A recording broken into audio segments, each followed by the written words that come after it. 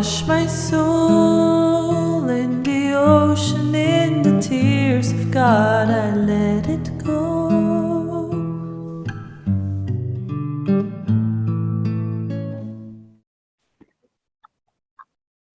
Hello, my astrology family. This is Lada from astrolada.com, and I'm so grateful that you chose me to be your guide through the year 2022. It's a number 6 year, numerologically 222, which is the number of Venus. Is more harmonious, is more full of love.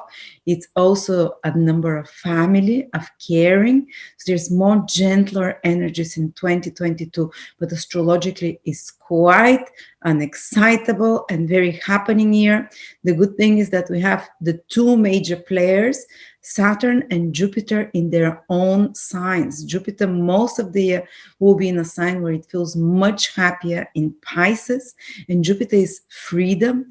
Jupiter is our ability to grow spiritually, to feel joy, while in 2021, Jupiter was mostly all the time under the influence of Saturn conjunct with it. So all those things that Jupiter represents, like freedom, like joy, like abundance, they were limited because Saturn is way stronger where Jupiter was in 2021 in Aquarius. So all those Jupiterian things like freedom, ability to travel with Jupiter, and ability to have faith and optimism might have been suppressed in most of us, or let's say pretty limited for the whole world. But now Jupiter will mostly goes away from Saturn in 2022, and even further it will move into Aries. We'll speak about that. So, and in signs where Jupiter is stronger, so humaneness is Jupiter. People helping each other, goodness will expand that year. And this survivalist instinct will kind of take a back step. Saturn will continue to be extremely strong and its most powerful sign in Aquarius. So it continues to be an amazing time to build foundations that can last very long. But still, Saturn being very strong means that there are a lot of limitations, but we'll get into that deeper. But still, when we have the two major players, Saturn and Jupiter in their own signs, just to give you the heads up, all of you, no matter what sign you are, you can build something. And not only this, Saturn allows you to build something, Jupiter allows you to expand it, especially in Pisces, without boundaries. In Aries, when it moves, to move forward with courage and passion. So this will be some of the generally for everyone. And there's something I remember my beloved teacher, Nicola Stojanovic, said, oh, when Jupiter and Pisces are in their own signs, the houses that they rule, the areas of your life, they get fulfilled. They give their natal promise. So he even made a prediction there'll be a lot of weddings the last time this happened, that Jupiter and Saturn in their own sign, and a lot of people starting new careers, and it all happened indeed. So we have a similar situation now. It's a little bit like 2019 when Jupiter was in its own sign, Saturn was in its own sign. So things were going very smoothly till the very end, until Jupiter left its own sign and went into Capricorn. So anyway, going back to it, I will lead you through the intro, what you have to do here. But I want to start with a little prayer so we can invite the highest possible energy. If you can join me, you can turn to whatever divinity, whatever higher power you have. For me, this is Christ. For me, this is God Creator, the Mother Creator as well, and all the saints and all the ascended masters and angels that are taking care of humanity. Dear beloved, loving, benevolent Creator, thank you for the opportunity to serve you. Thank you for all those wonderful people that you have gathered around together in this beautiful community of love. Thank you for this opportunity to reveal to people your will ahead. And I'm calling you with a plea. Please send many healers in this present space, many high-level astrologers from the other side, many wise souls and spirits and ascended masters and guardian angels, so they can give me the information, and they can give the inspiration and the healing energy for everyone who is involved here. The right information to reach to the right souls, to the right person, everyone to receive something that is not only healing, that is uplifting, that allows them and helps them to navigate the year 2022 with most awareness, most love, most kindness. And even if there are difficult moments, because everyone will have difficult moments in their life, please let this message uplift the souls and the hearts of the people that listen to it throughout 2022, and help them align to your will and do whatever the highest good is for everyone. Thank you so much. Allow me to be a channel of love, of wisdom, of truth. Come inside me and work through me, and may everyone that is involved here feel the uplifting love of your presence. Amen. Thank you so much for joining me. I always get very emotional when I pray, but when it's together with you, it's even more powerful. And I want to tell you what you need to do to listen to those videos and get the most out of them. I would recommend, if you can watch the sign of your ascendant, sun, and moon, it will be best. But if you can't do that, at least listen to the ascendant sign, which is always the ascendant sign, is the sign that was rising on the eastern horizon when you were born. And that was the sign through which the soul incarnates. And this is the main theme of the incarnation of the soul in this lifetime. So, and because the ascendant sign indicates your physical body, so it's the one that manifests, the predictions from the ascendant sign manifest the most tangibly, because this is the most physical part. The ascendant sign is the body, the vessel. So these are usually the predictions or the forecasts and the trends that the most, let's say, embedded in stone, kind of written in stone. And then listen, if you can, also to your moon sign, especially those of you who are women, because the moon sign is a feminine planet, corresponds to the women and more emotional beings. So even men who are in touch with their feelings strongly, the moon, because the moon is your subjective reality, how you perceive what's happening. And very often when I do a horoscope for a client, they'll describe what's happening in their life from the moon, taken as the first house, taken as the sign that we're checking everything from, because this is how you perceive reality. Actually, sometimes tangibly on the outside, something might be happening, but emotionally a person might perceive it in a very different way. So how you feel about your life, which is probably the most important thing, is the moon sign. So do check it. I personally resonate very powerfully with the moon, being a woman, plus I'm born at night. So if you're born at night, meaning that the planet, the sun, was below the horizon when you were born. So you have to check on the day you were born what time the sun set. And if you were born before that, after that, or before it rose, so when it was dark, before the sun showed up on the horizon, it means you're a night birth. Then the moon becomes the main divinity, let's say, the main ruling, because the sun and the moon are the two, king and queen. So the light that rules your life becomes the moon. So do check your moon sign if you're born at night, whether you're a man or a woman. Then I want you to check your sun sign, especially if you're someone who is more career driven, more people that, because the sun corresponds to our conscious plans for ourselves, our conscious actions. It's the spirit inside, basically, and our hopes and dreams and goals for our life. And especially if you have the sun in a stellium, for example, also Mercury and Venus is there. If some of you don't know what I'm talking about, don't worry. The sun sign is the normal sign everyone knows, like, oh, I'm born in March, I'm most likely Pisces, for example. This is when you say, oh, I'm Pisces, I'm Virgo, this is your sun sign, where the sun was when you were born. And the sun sign is most powerful also for men. Always check it if you're a man, if you're a woman very strongly involved in career and worldly pursuits. And also if you're day born, it means when the sun was above the horizon. Say if you're born at 6 o'clock when the sun was just rising, the sun becomes your divinity, your light, until the moment the sun sets. So check out what time you were born and calculate if you're day or night birth, So basically check the three signs if you can. If you don't have the possibility financially to do that, or the time. Start with the ascendant sign and then choose at least the sun and the moon, depending whether you're night or day birth.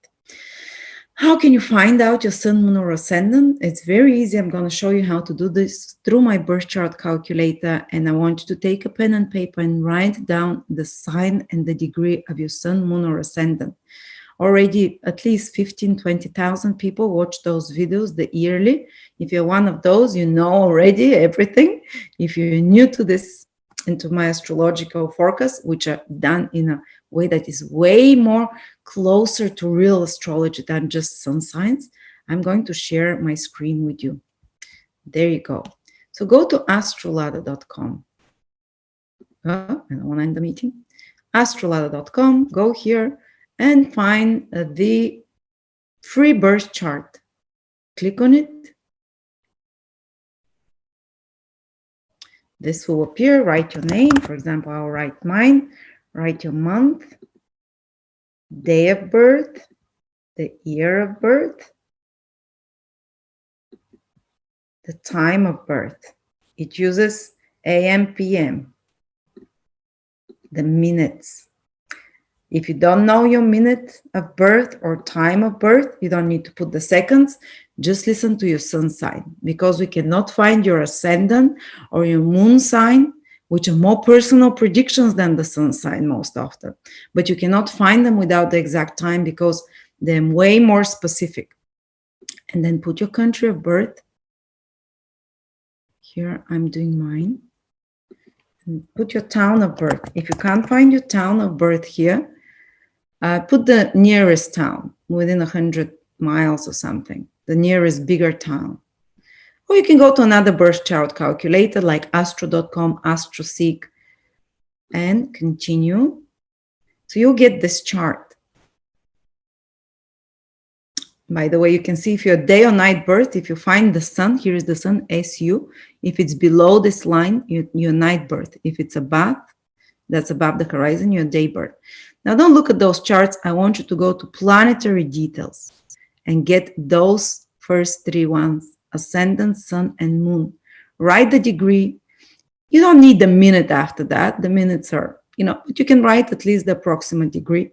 2 degrees ascendant, sun 23 degrees, moon 24 degrees, but write the sign as well.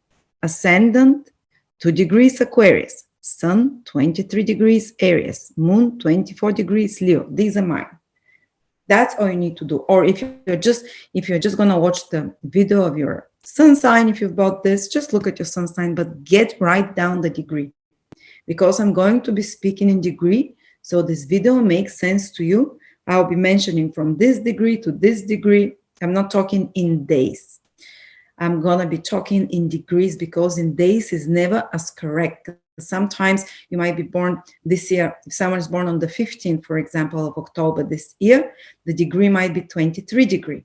But if next year, that might be the 25th degree. So I want to work with degrees. Write it.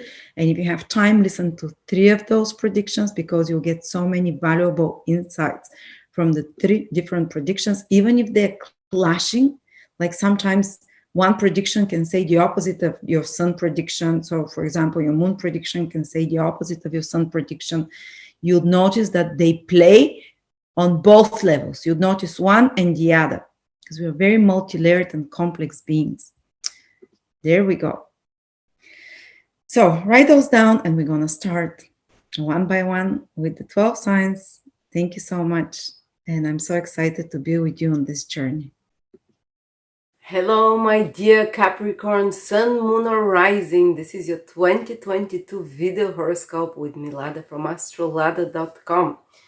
And I always want to start with the position of Saturn for every sign, because this is the most important area of life, where the most dominant lessons and challenges usually are.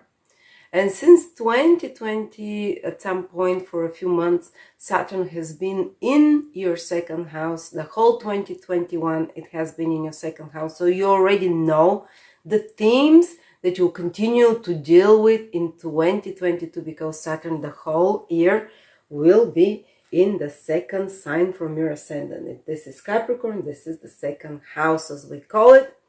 And it's especially potent if it's your ascendant there, to a lesser degree sun or moon, but as well you'll notice those themes.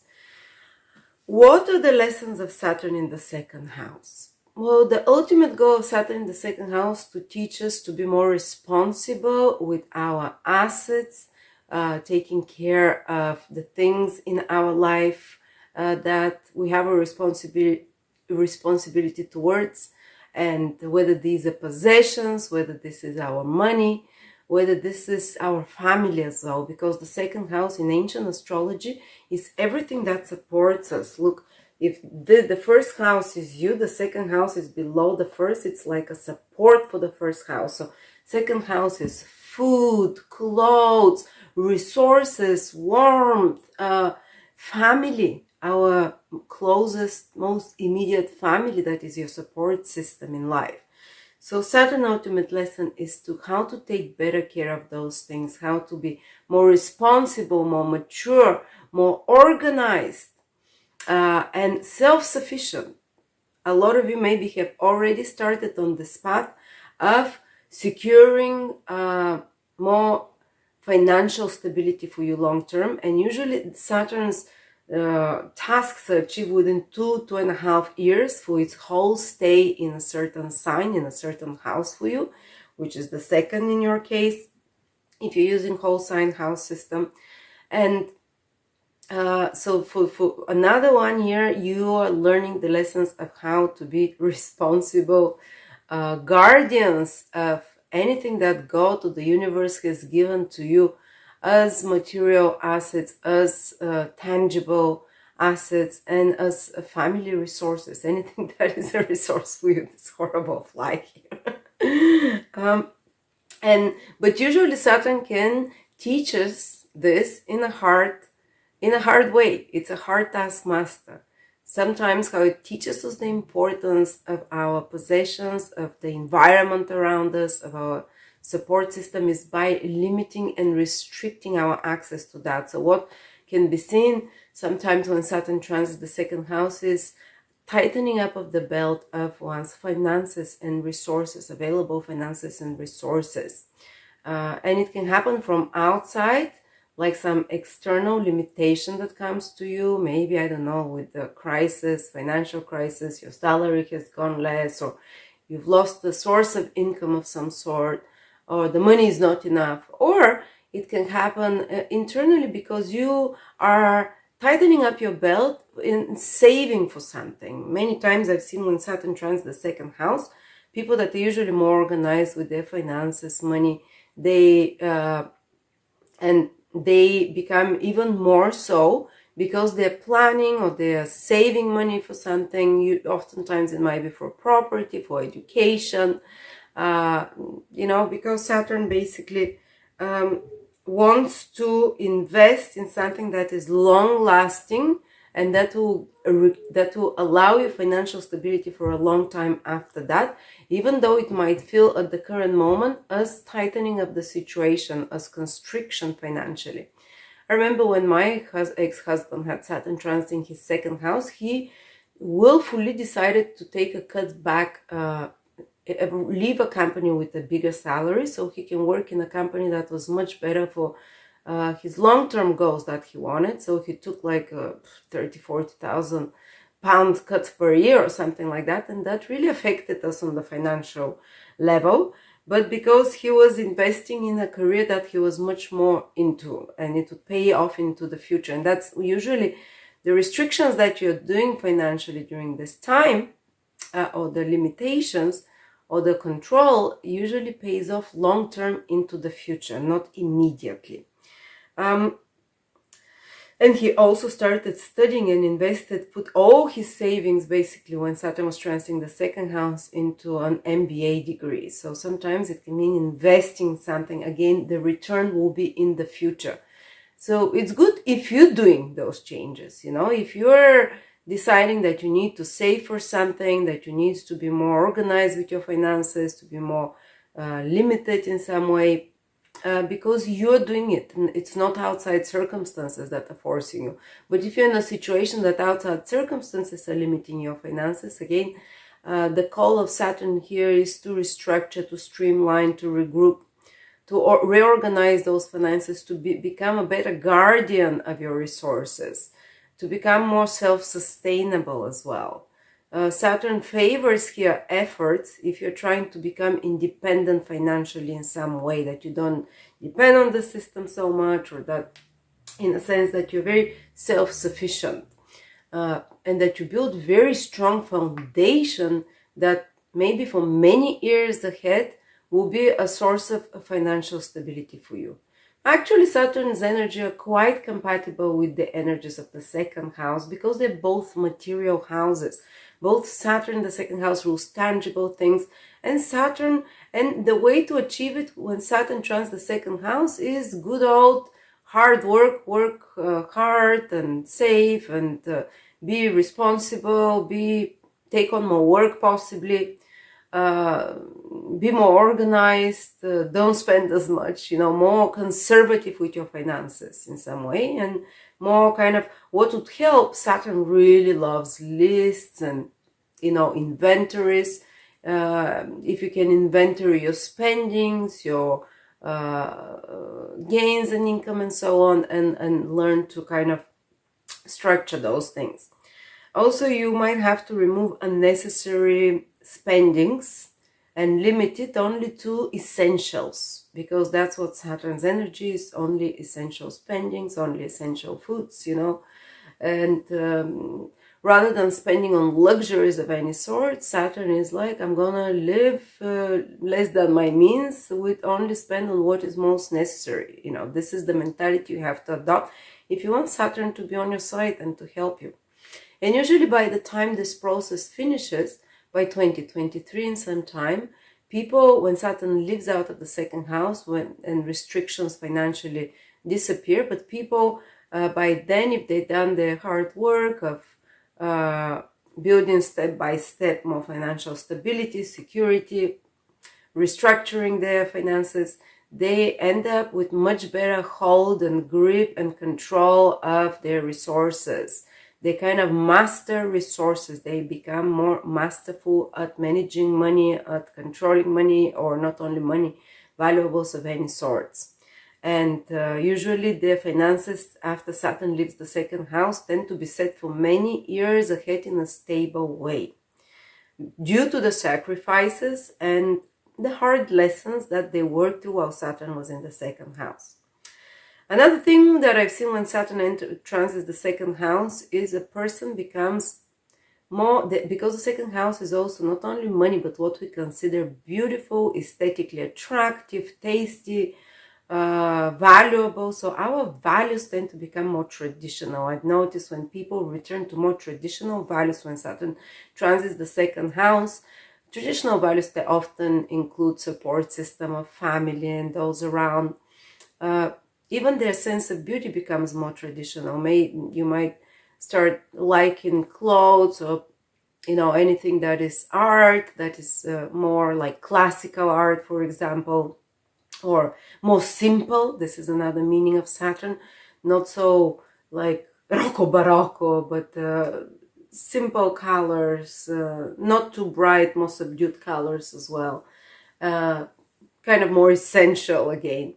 And sometimes darker colors for clothes, for art, or just classical. And then you might also start preferring possessions that are retro, or antiques. Sometimes Saturn, the second house, I've seen people become passionate about antiques. So taking old things that are broken or that are expired, so to speak, and bringing them back to life. Saturn has this ability to repair, to fix, to improve, and to really take care of those things that we consider, they're dead, or they're broken, or they're out of expiration, and taking care of them.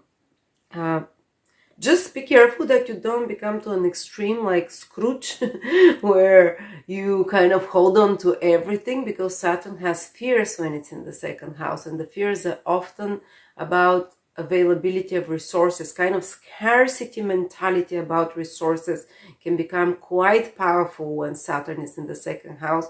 And a good remedy for that, I mean, yes, take care of your possessions and your resources, be responsible towards them, but don't go to the extreme where you're holding on to everything and you're stacking up old clothes, old furniture, and so on, you know, because then you're stopping and blocking that second house, because the second house is where money should come and go, possessions should come and go.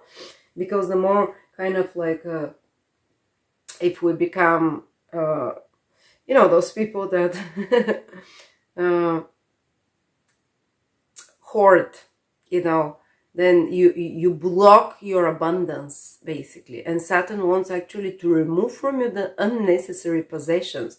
So one good advice when you're having Saturn in the second house is, yes, take care of the things that your own responsibility, be financially self-responsible, take care of your possessions, but the ones that are out, the ones, if you're not going to revive them and restore them in some way, just release them, let them go. Give them to those in need. Saturn rules those in need, those that are less fortunate than you, elderly people, whatever. If you have extra TVs, extra whatever, things that you don't use, do like a really powerful spring cleaning. That's a great remedy for Saturn in the second house, to clean off the old energy, because Saturn is also the cleaner, is depicted also like a death with a scythe, and the scythe wants to cut off anything that is ripe enough or dead already, to remove it and to really streamline and make as simple as possible. Oftentimes people become minimalistic in their preferences of beauty or possessions. They remove a lot of old unessential items. Even your wardrobe, you can simplify it quite a lot and just get rid of the old stuff, definitely. I mean, don't waste it, but whatever you're not going to be using, in a responsible way, dispose of it or give it to someone. Because again, with Saturn, one key word is have respect. Have respect for your possessions. And there's one show of one lady on Netflix who is Japanese, and helps people organize and clean their houses and organize their possessions, and she uses an ancient Taoist approach to this, where every single possession that you're not going to be using anymore, clothes, she says, thank you very much, blouse, thank you very much, old cushion, thank you very much for the service you've given me, with respect, and give it to someone else, while keeping the really quality things in your life, materially, you know, in anything that is useful for you. Only the things that you have useful, this is what you keep. And otherwise, minimalism, remove everything else. And as I said, sometimes the taste of people change so much that they can just prefer minimalist furniture, decoration, and so on as well. Okay, then second house is also the food that we take in, because this is what supports our physical body. And with Saturn there, sometimes I've seen that people's appetite can decrease. It happens, or they can consciously decide to limit themselves with food or eliminate certain foods. I remember when 30 years ago, almost 27 years ago, Saturn was transiting my second house. I was 14 years old. So yeah, a bit longer, 26 years, something like that. I was 14 years old, and I started a diet for those 2 whole years where I was doing very simple eating. Again, this is a word of Saturn, when I would never mix carbohydrates with fruits, or only vegetables with meat with carbohydrates or protein, never mix protein with carbohydrates. I ate like that for 2.5 years. I lost a lot of weight, and I learned to eat very simple, just oats with salt, just rice with some vegetables, you know. So simplicity again is the key here, and you're taking off some of the burden of, you know, of the food that you put on your body as well. Otherwise, you might start developing certain intolerances of food when Saturn transits the second house. Certain maybe certain foods that you eaten too much and your body is not reacting to them anymore well. Then you might start feeling more sluggish, kind of with energy and with processing the food. So it's good to do some elimination diet or simplified diet. Plus the high vibration of Saturn is simple, more peasant foods, more traditional foods, like a stew with vegetables, like a lentil soup, like a bean soup, like a simple salad, raw fruits and vegetables in their raw way.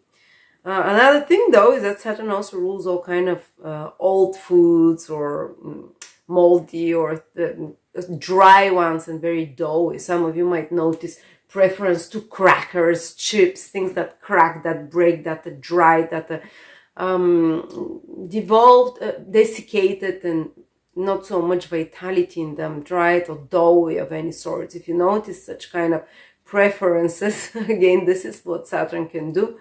And that you're kind of resistant to experimenting with foods, again, I tell you that the best solution would be simplified, more peasant, more traditional food, returning to foods that your grandma used to cook for you. Some people even develop interest in making such kind of foods, more like country style cooking, or cooking that is going back to the roots of your ancestry and simple like that. But as I said, it can be a good time to limit food, to some kind of control your food intake, or control any kind of beverages, unhealthy beverages intake, because wherever Saturn goes, gives us more consistency and perseverance and discipline.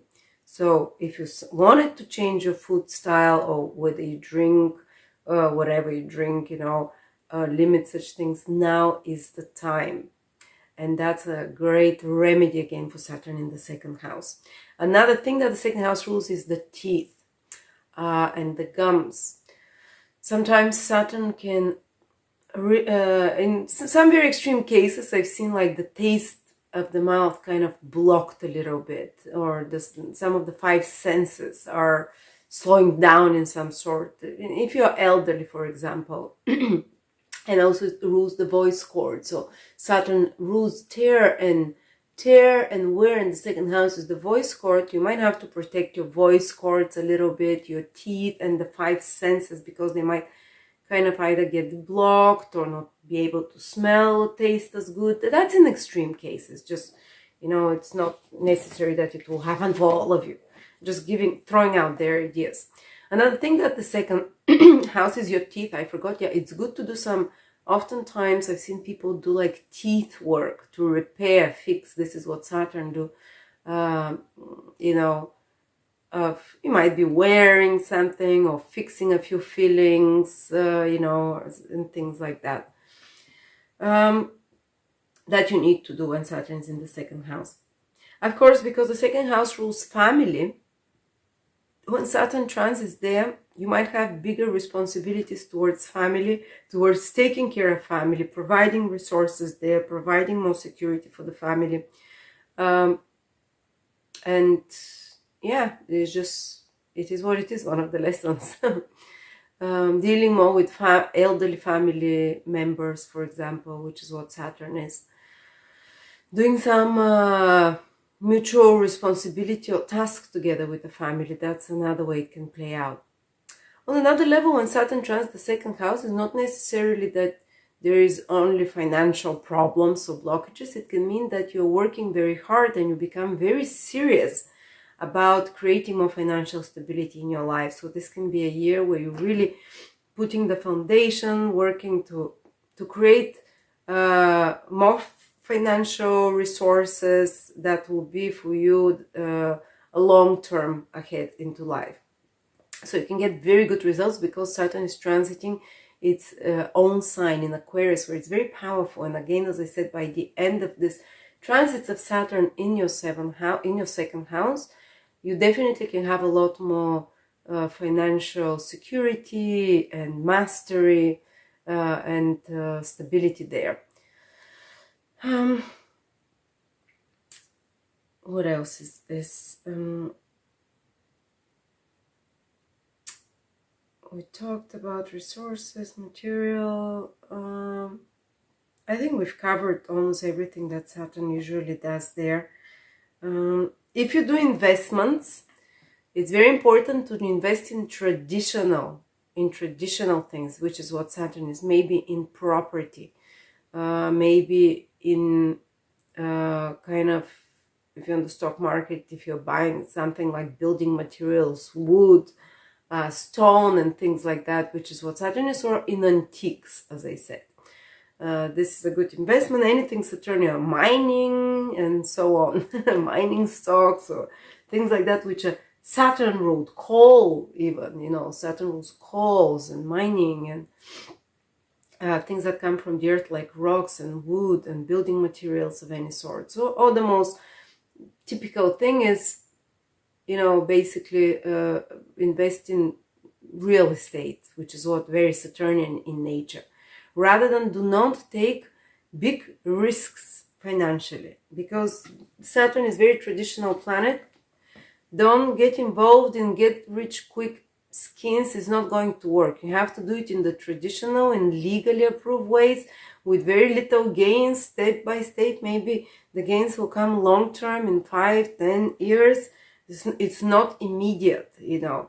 Because you might lose money when Saturn trans the 6th house if you're trying to get some opportunistic very fast return or risky investment of some sort. So just remember this for the whole period. Saturn in the 2nd house, don't take financial risk, be conservative. And also, if you're having financial problems, I would advise you to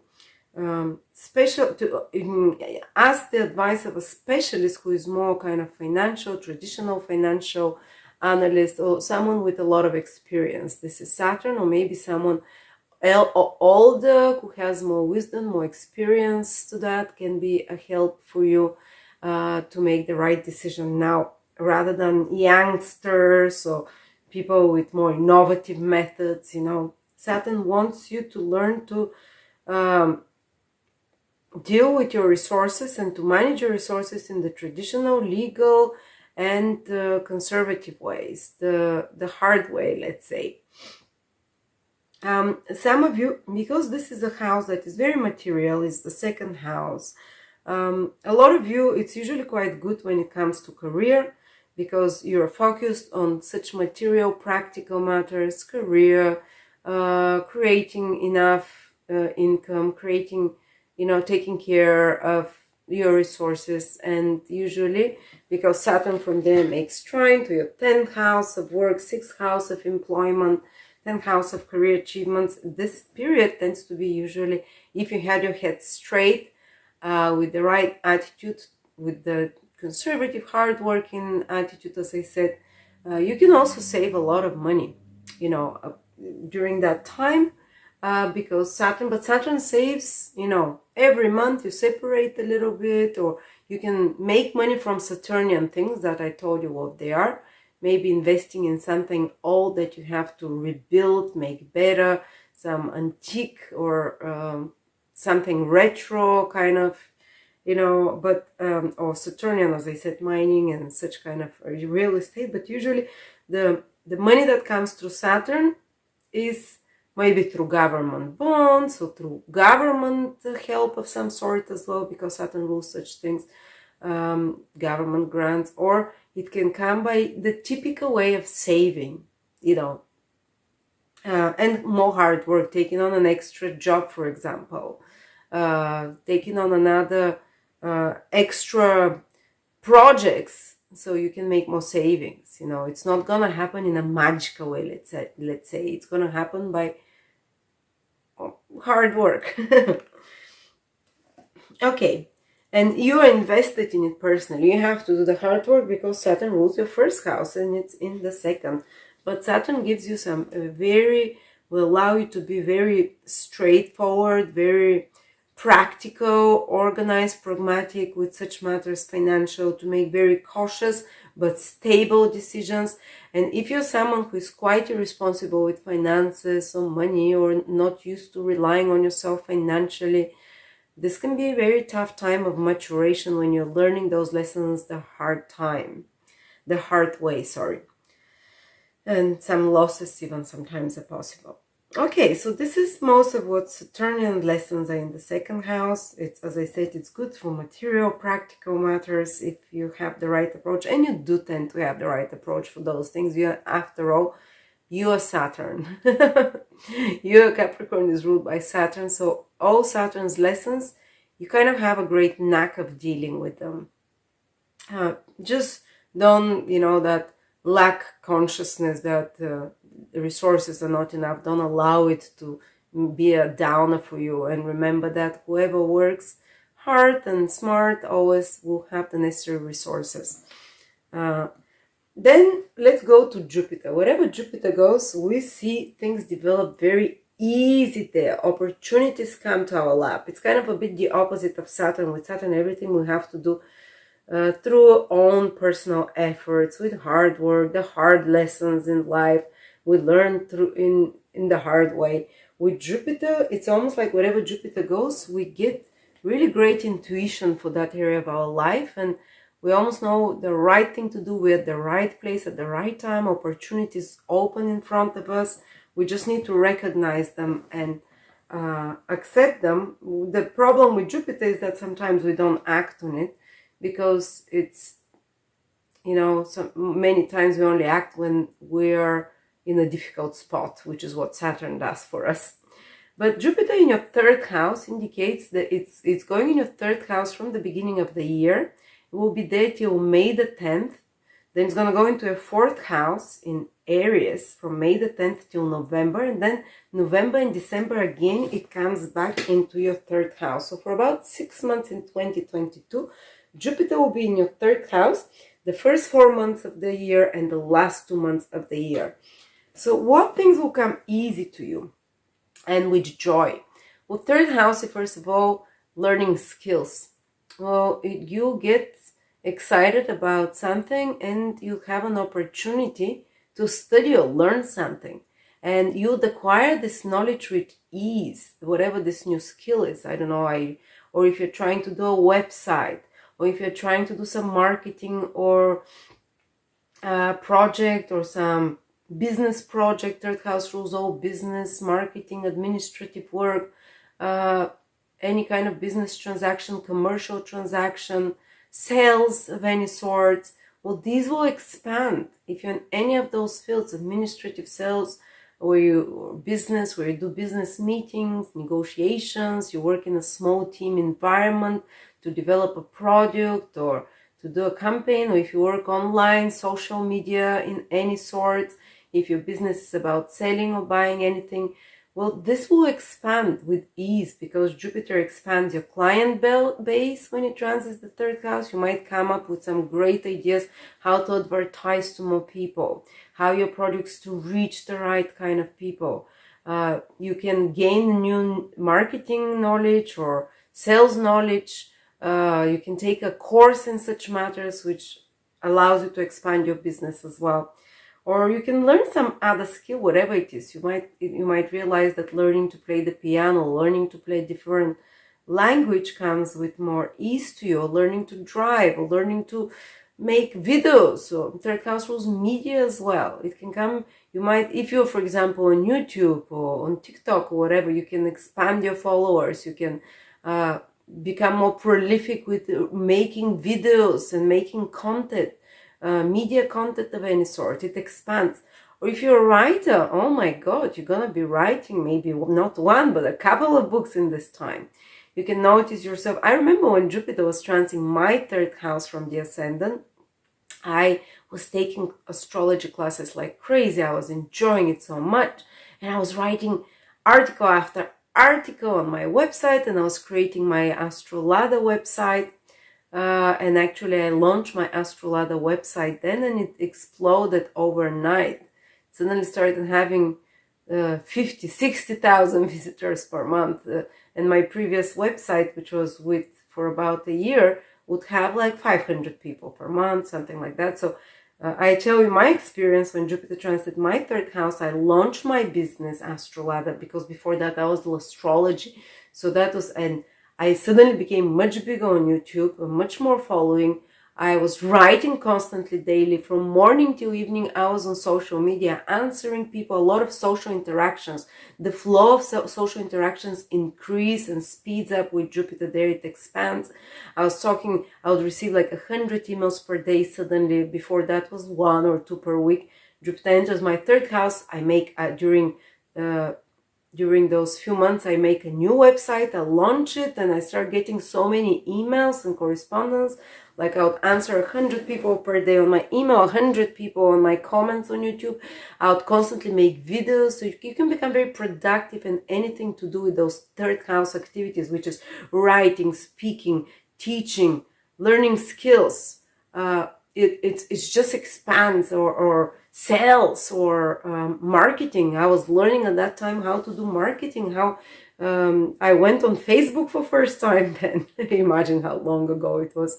And I took courses in marketing, and they were so fast. They were fantastic courses. Jupiter always gives you the best knowledge.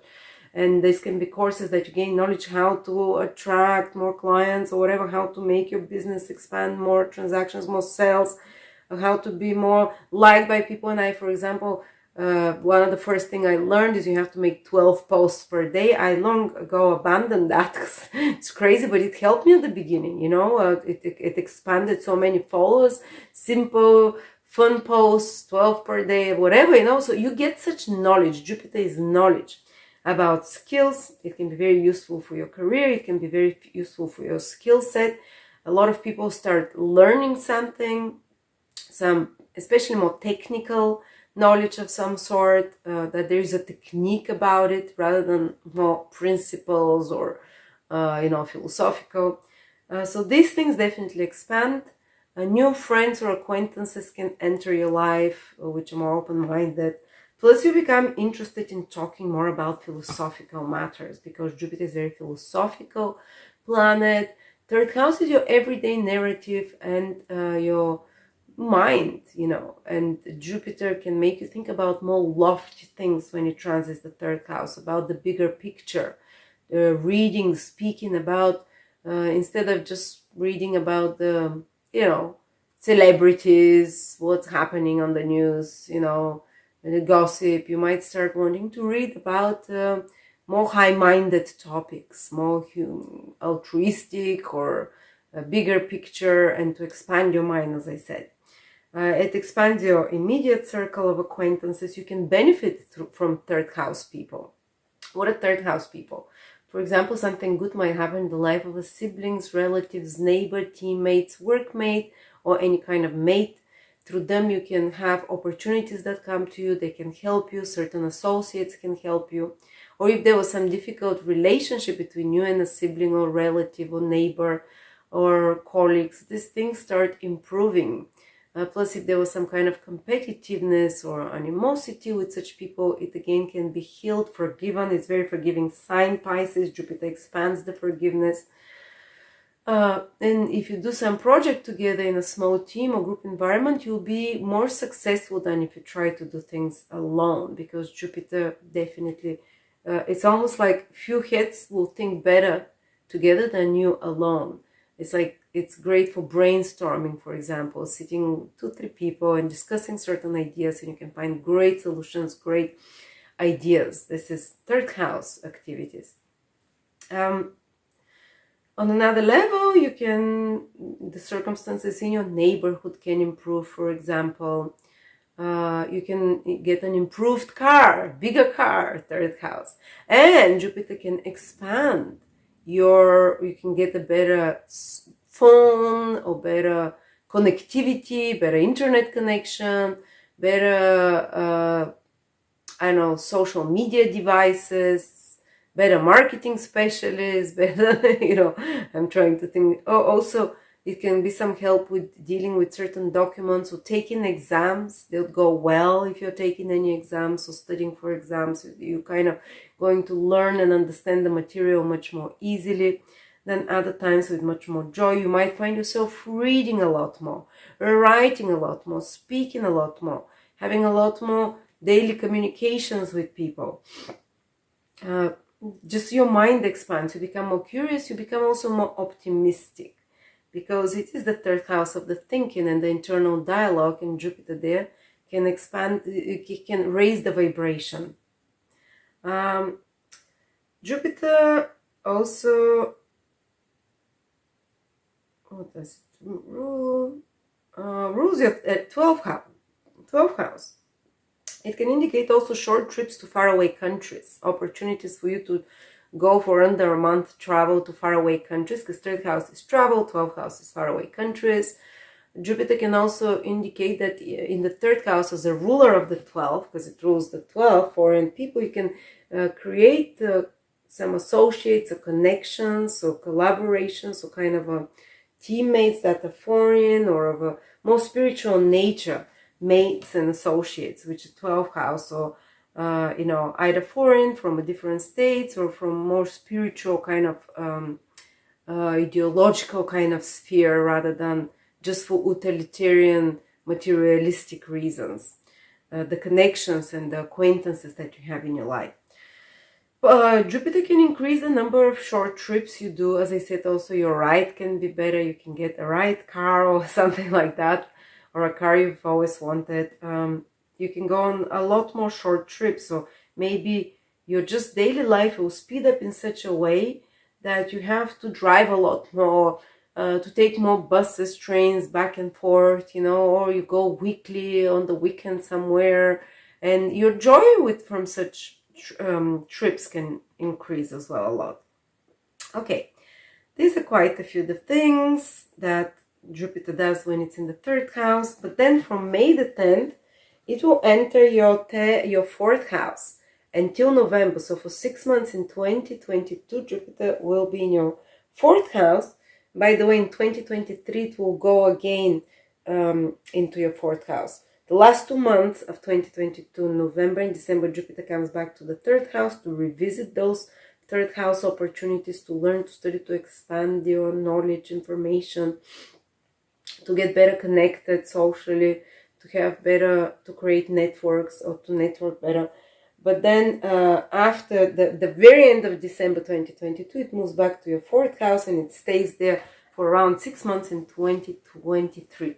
But what will those 6 months from May to November, Jupiter in the 10th house, gives an opportunity to you? Well, the fourth house is property and real estate. So if you're in any of those fields, if you're, real estate or a person who deals with property of some sort, your business can expand a lot, grow, you can have some great sales. If you're not in, or if you're in any other fourth house careers like catering, taking care of those in needs, which is like a maternal parental role, or a local cop or policeman that protects this, the local town. Again, you can have some increase, bonus, opportunities, improve conditions of work or expansion of your business if it's catering, or even hotel business or bed and breakfast business. So if you're renting Airbnbs of some sort, you can see expansion, growth through such initiatives. On a personal level, for some of it can mean expansion of your family, a new family member coming, or improvement of your living conditions. When I had Jupiter transit in the fourth house, I started living with a wonderful flatmate. I loved her. She was so open-minded, very Jupiterian.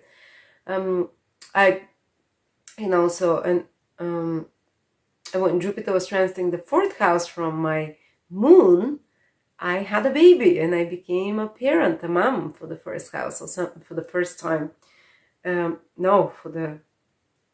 Both. That year I had actually 2 kids. So this can be, joyful parental duties that you take on, settling, starting a family when Jupiter transits the fourth house. Sometimes when Jupiter transits the fourth house, you can buy a bigger property, find a property of your dream. Or if you've been trying to sell a property, it's going to become easy now. You'll be able to sell it, buy it, and make even a good profit from property. You can relocate to a foreign country that feels, and it might even be connected to a foreign country, as I said, because it's Jupiter rules the 12th house, faraway places. or different state, and it will happen with ease. So if you're trying to buy, sell property, relocate to a different place, this is when Jupiter is in your 4th house, maybe those 6 months in 2022 or later in 2023 when it comes again, this will happen with ease and in a positive way, or become a parent, or you can improve your relationship with family members, with mother, with father. When Jupiter is in the 4th house, you can gain a lot of joy from redoing your house, expanding it, putting an extra wing there, an extra room, or redecorating it, making it more beautiful. You know, maybe even putting some kind of a Jupiter spiritual planet, like a corner for and Jupiter rules the 12th house of bedrooms. When it's transiting the 4th house of home, you might, for example, improve your bedroom, take a bigger bed, make your bedroom nicer, or bigger, or just some kind of a sanctuary that you create in your home. Plus, you can get a lot of joy from learning about growing plants. Plus, Saturn in the 2nd house can be fantastic to learn to grow your own food. To learn that, you know, because it's hard work growing your own food.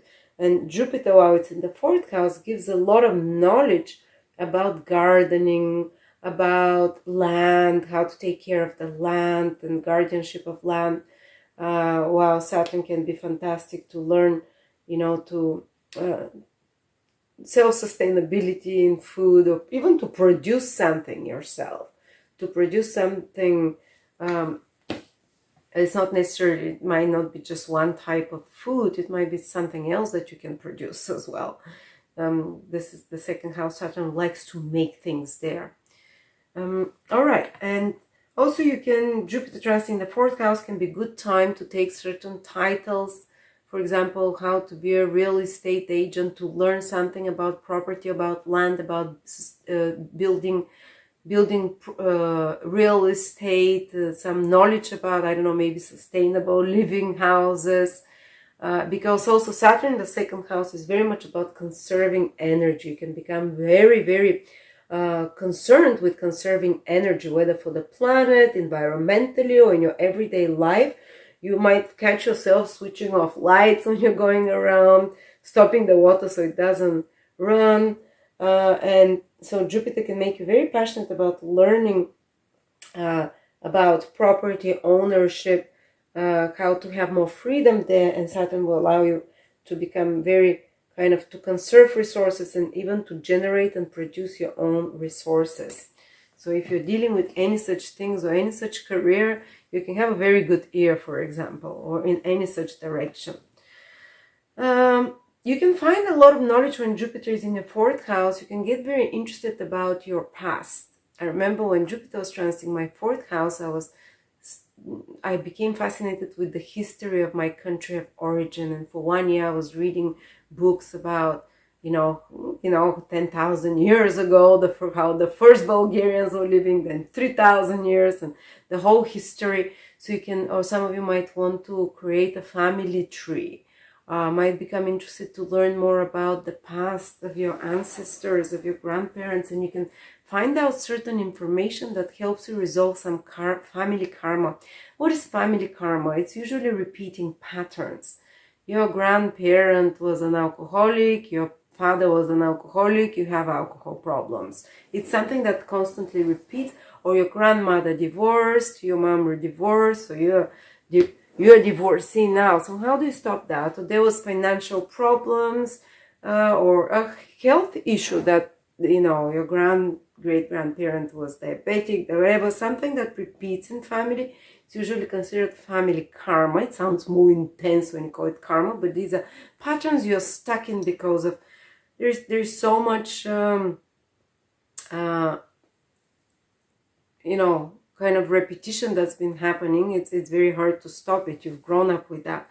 Well, Jupiter is joy-giving wisdom. So suddenly, maybe if you work with a psychologist or on your own, you start realizing and receiving knowledge and awareness about those repeating patterns, and you start recognizing them. And those they don't remain unconscious, because many times we do repeat certain things and we stay unconscious that it's family pattern. But Jupiter there gives knowledge and clarity, and you're like, and you know, the moment you realize something, you start undoing it. So it can also relieve you from some family burden, from some family curse almost. And relief happens when you recognize something, when you forgive. You know, sometimes it is very true that, for example, if your great grandmother killed herself, or there was something dark that happened there, it might be creating problems for you 2-3 generations later, that you might have depression, or if your grandmother lost a child and or made an abortion, or great grandmother, it might come now to you that you can't get pregnant, for example. These things are researched by psychologists and occultists, and people can see past lifetimes or karmic connections, and they see they're very real, because we carry this pain from the past ancestors, even if we never knew them, in our cells. There's cell memories, because we're kind of a particle of them. And usually when Jupiter trines the 4th house, I've seen some beautiful healings that happen of such family karma or burden or heaviness that we're dragging. Usually through a realization of something, you become aware that, oh my God. I can give you an example. A friend of mine started having a lot of pain in her neck. And she says, my mom used to have it and I have it now, and could never figure out where it's coming. And then that year, when Jupiter was transiting her 4th house from the sun or from the moon, I think, she found incredible information that her great-grand-uncle, like 100 years ago or whatever, when he was young, he was playing with his baby brother, was throwing him up in the air and dropped him, and the baby died and broke his neck. And the great-granddad felt so guilty. He escaped, he ran away from there that day, but all his life he felt this guilt.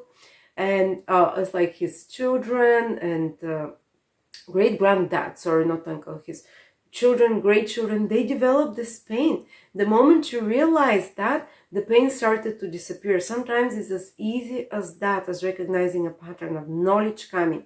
It might be good to work with a psychologist, a very good psychologist, or family constellation, if you know what family constellations are, specialists, when Jupiter transits the 4th house, because it helps you forgive more easy, forgive the mistakes of your ancestors or of your parents.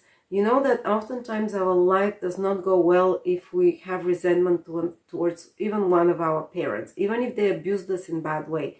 If you have not resolved that pain and forgiven and learned to realize that even if they were an evil person, they did the best they could with, maybe they will abuse themselves, maybe they will hurt themselves. Jupiter gives you the ability to see from their perspective and to forgive.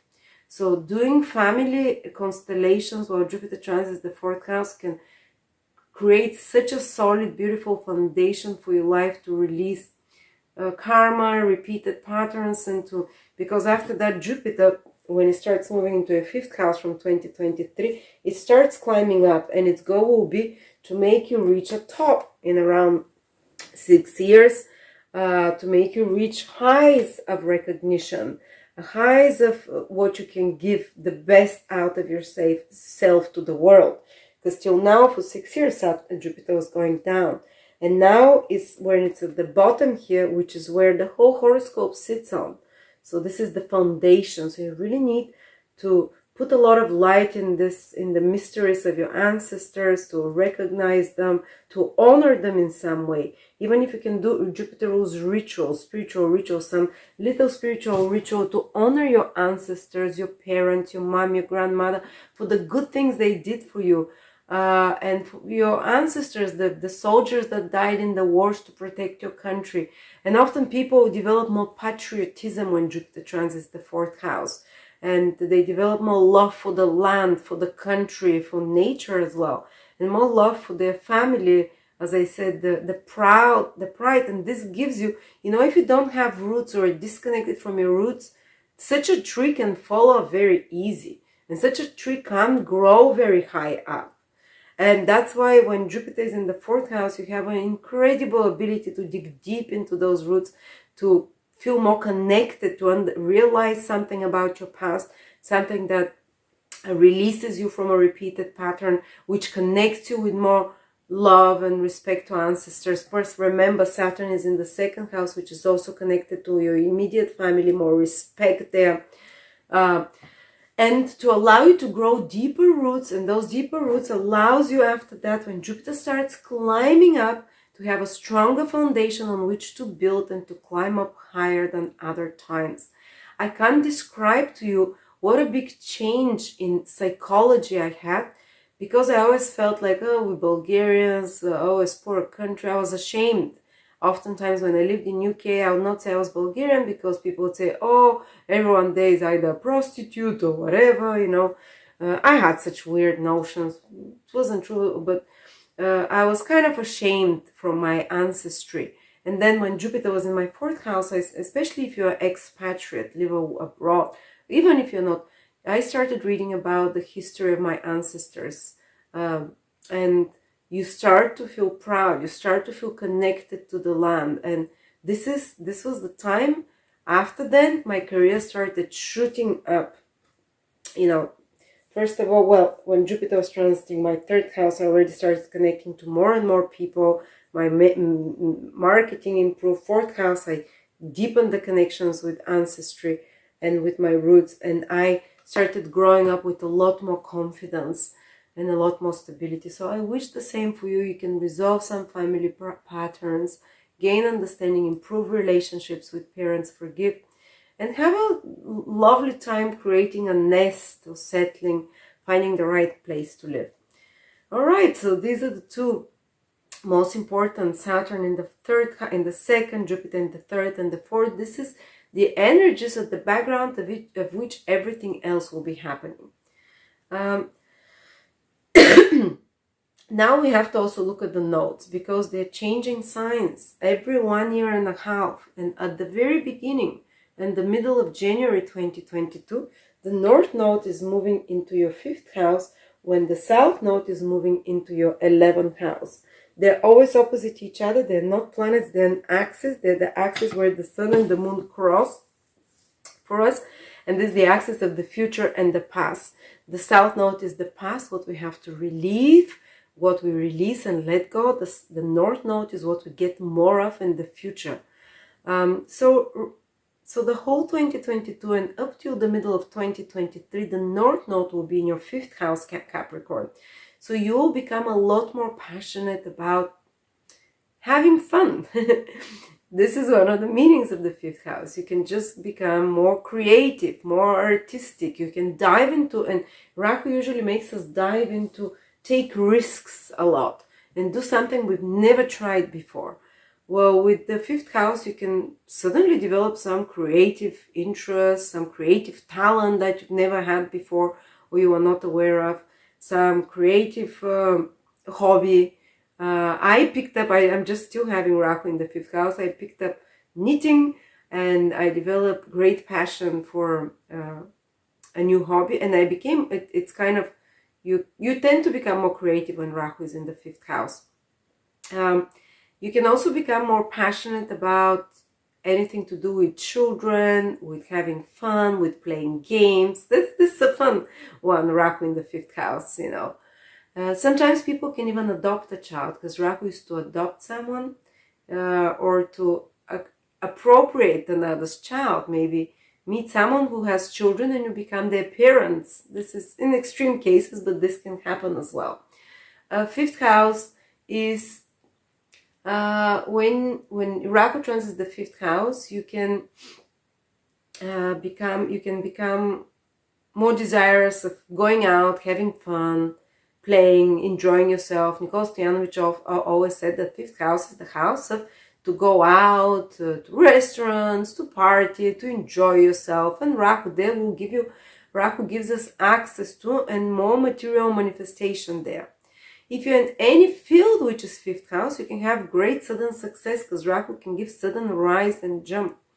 Well, 5th house is if you're a performer, if you're on stage, you can become more entertaining, or actor of some sort. You can become more famous when Rahu transits the 5th house. Your uniqueness stands out in certain ways when Rahu is there. And fifth house is also creatively, you can become more ambitious. You can, on another level, you can appropriate someone else's creativity and pass it up for yours, or get someone, because one of the qualities of Rahu is to appropriate. I can give you an example. Actually, I made 2 books. Actually, 2 other astrologers wrote them, and I edited them, and they said, we want your name on those 2 books. Well, so I said, okay. So I sold those books. Like, I had like not kind of taken someone else's ideas. I wrote many of the transits myself, and I edited them and filled them up, but it wasn't fully mine. But everyone knows it's mine because they don't know the other astrologer, even though their name is there. So it's kind of like someone else's creations, they were given to me. Plus, because Rahu is like a bit like a cuckoo bird. It can appropriate what is someone else's, and because of it receive benefits. Because this was the story of Rahu. You know, it pretended to be the god so it can drink the juice of immortality. And it happened, and it became immortal, it became a god, but it didn't do the work necessary to become a god, you know. So sometimes it's in extreme cases, you can appropriate someone's creation, like a child, or you might be asked to help someone's creations come and gain more light, for example. Rahu on the 5th house can make you creative with technologies and apps. Rahu rules all technologies and such kind of stuff. Can make you, if you have your own business, is the 5th house, because it's your own baby. You've grown it from a baby. You've done the hard work for it, you know. Well, Rahu transiting there can make you more ambitious about your business, to create innovations there, to work with software or apps, or to create some new, to put it, because Rahu is very progressive, very technological, very hipster, let's say. So to create your business more hipstery or whatever. Plus 5th house, if you are any creative artist yourself, you can start having some very unusual ideas. For example, you can start using ethno elements or foreign elements into your art, or elements that are much more exotic, you know. Plus, you can have a child when Rahu transits the 5th house. Usually, if you have a child, it might be, as well as I said, it might be someone else's child, but it might be also a very exotic looking child, like with a mixture with, you know, I haven't had a child during Rahu transiting my 5th house, so I can't tell you, but my kids started becoming more, Rahu is more independent, and my kids started becoming more and more fascinating, and I've been spending a lot of time, because 5th house is children. Rahu is become passionate, and it's become a lot more fun playing games and things like that with them. I became more childlike, more like a child, and it's like I had to force myself. I had to fake it, but when I fake it for long enough, I start enjoying it, to become childlike, to play, to have fun, you know. Okay, so 5th house is also Rahu transiting there. It's your love life. Now, Rahu in the 5th house can make you fall in love sometimes, unexpectedly, suddenly, or for someone very different. And usually might be a foreign person you fall in love with, or someone who is from a different social background, or skin color, or ethnicity, or religion, or someone who's been married and divorced, or something like that. Or there might be something a bit taboo, because Rahu is a bit taboo in the love relationship, or something very exciting there. It definitely speeds up interesting romantic partners that can appear in your life. I can't remember 19 years ago what happened when Rahu was there again for me. Oh, that was the first time I dated a foreigner. We had a big age gap. Yeah, all right, 19 years ago. Wow, funny. So exactly, dating someone unusual, foreigner, whatever, and he was someone who was divorced. You can also become more passionate about improving your love life with a partner if you have already, romantically experimenting, trying, becoming more adventurous. When Rahu transits the 5th house, we become more adventurous with how we have fun. romantically as well. And you need to focus on kind of having more fun romantically with a partner, because you don't even need to, you'd want to, basically. It's like since Rahu entered for a year and a half almost now, my 5th house, I've gone to water parks, fun parks. Like, I'm usually very boring with the fun that I have, but we're constantly thinking, because of the kids, how to have fun, how to play games, how to, and romantically as well, how to get away and have our more intimate moments there, to revive the passion, to have more adventures together. So Rahu can increase this in your individual creativity. Plus, when Rahu transits the 5th house, it asks you, develop your talents and don't care what others think of you and what others want of you. Develop your own vision, your own creative ideas. Because Ketu is in the 11th house of the opinions of others, social, public opinions. And Ketu is what we have to let go of. So you should not care so much what others think of you and what others expect of you and what others think you should do, or what others think of your creations. Learn to, when Rahu is in the 5th house, learn to listen to your own creations, your own, this is one of the self houses, the 5th house, to trust your own intuition, your own creative ideas. They'll be more unique and brilliant than those of what others tell you. Others actually might be a bit of a downer for you and think like, oh, might not happen, which is Ketu energy kind of. But you don't really care when Rahu transits the 5th house. You're like, I'll do what I want and I'll have fun. And I think this idea is brilliant, even if you might be even ahead of your time with some ideas that are not ripe enough, that you're jumping and hurrying up to complete. But you're playing with some creative project with Rahu is in the 5th house. You're having fun around it. What I've been doing for the last 2 years almost is been recording a lot of videos for my new app. And I'm just not taking anyone's advice. I'm doing it the way I want. And I've been basically doing a lot of creating a lot. This is the 5th house, to create. For you, it might be more tangible creations. For me, it's because my 5th house is Gemini. For you, Taurus, your 5th house is, Capricorn, your 5th house is Taurus. So your creations might be more tangible, something to do more with beauty, with art, but you can get a lot done in that 1.5 while Rahu is in the 5th house creatively, with some original, quite unique and exotic ideas. While Ketu being in your 11th house can indicate that you might lose certain friendships, let go of certain people, that maybe because you're too focused on your children, too focused on your own creative ideas, or maybe because you don't receive the support from friends and like-minded people, that you lose interest, you eliminate them. For me, Ketu transiting the 11th house, I can give you an example. I kind of lost, I couldn't see friends so much.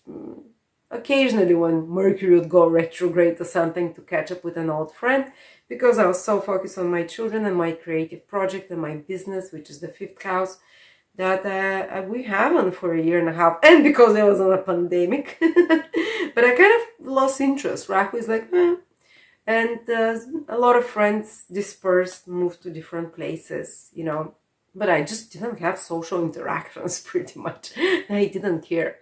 And my social interactions were about spiritual topic, because Ketu can remove friends, but it can leave such that a Ketu of nature. So I made new friends which are Ketuvian, spiritual. They can see the future, the past, the healers. Ketu is people that are spiritual in nature, or maybe friends from your soul family.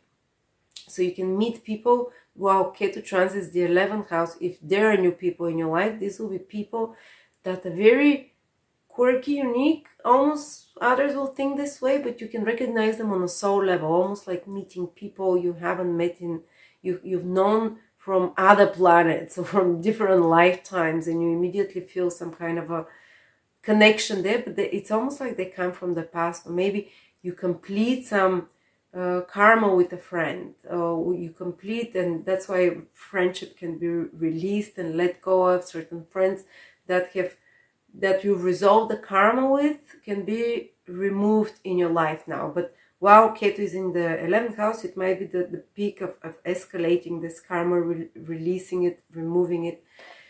And you might not be so interested in big social do's and so on, unless they're for more spiritual topics, big groups, again, to join, which are for more spiritual, more intangible topics. But also you might lose interest in gains somehow, because 11th house is gains, but Saturn is making you focus on the 2nd house. I think Saturn in another financial house will really ground you.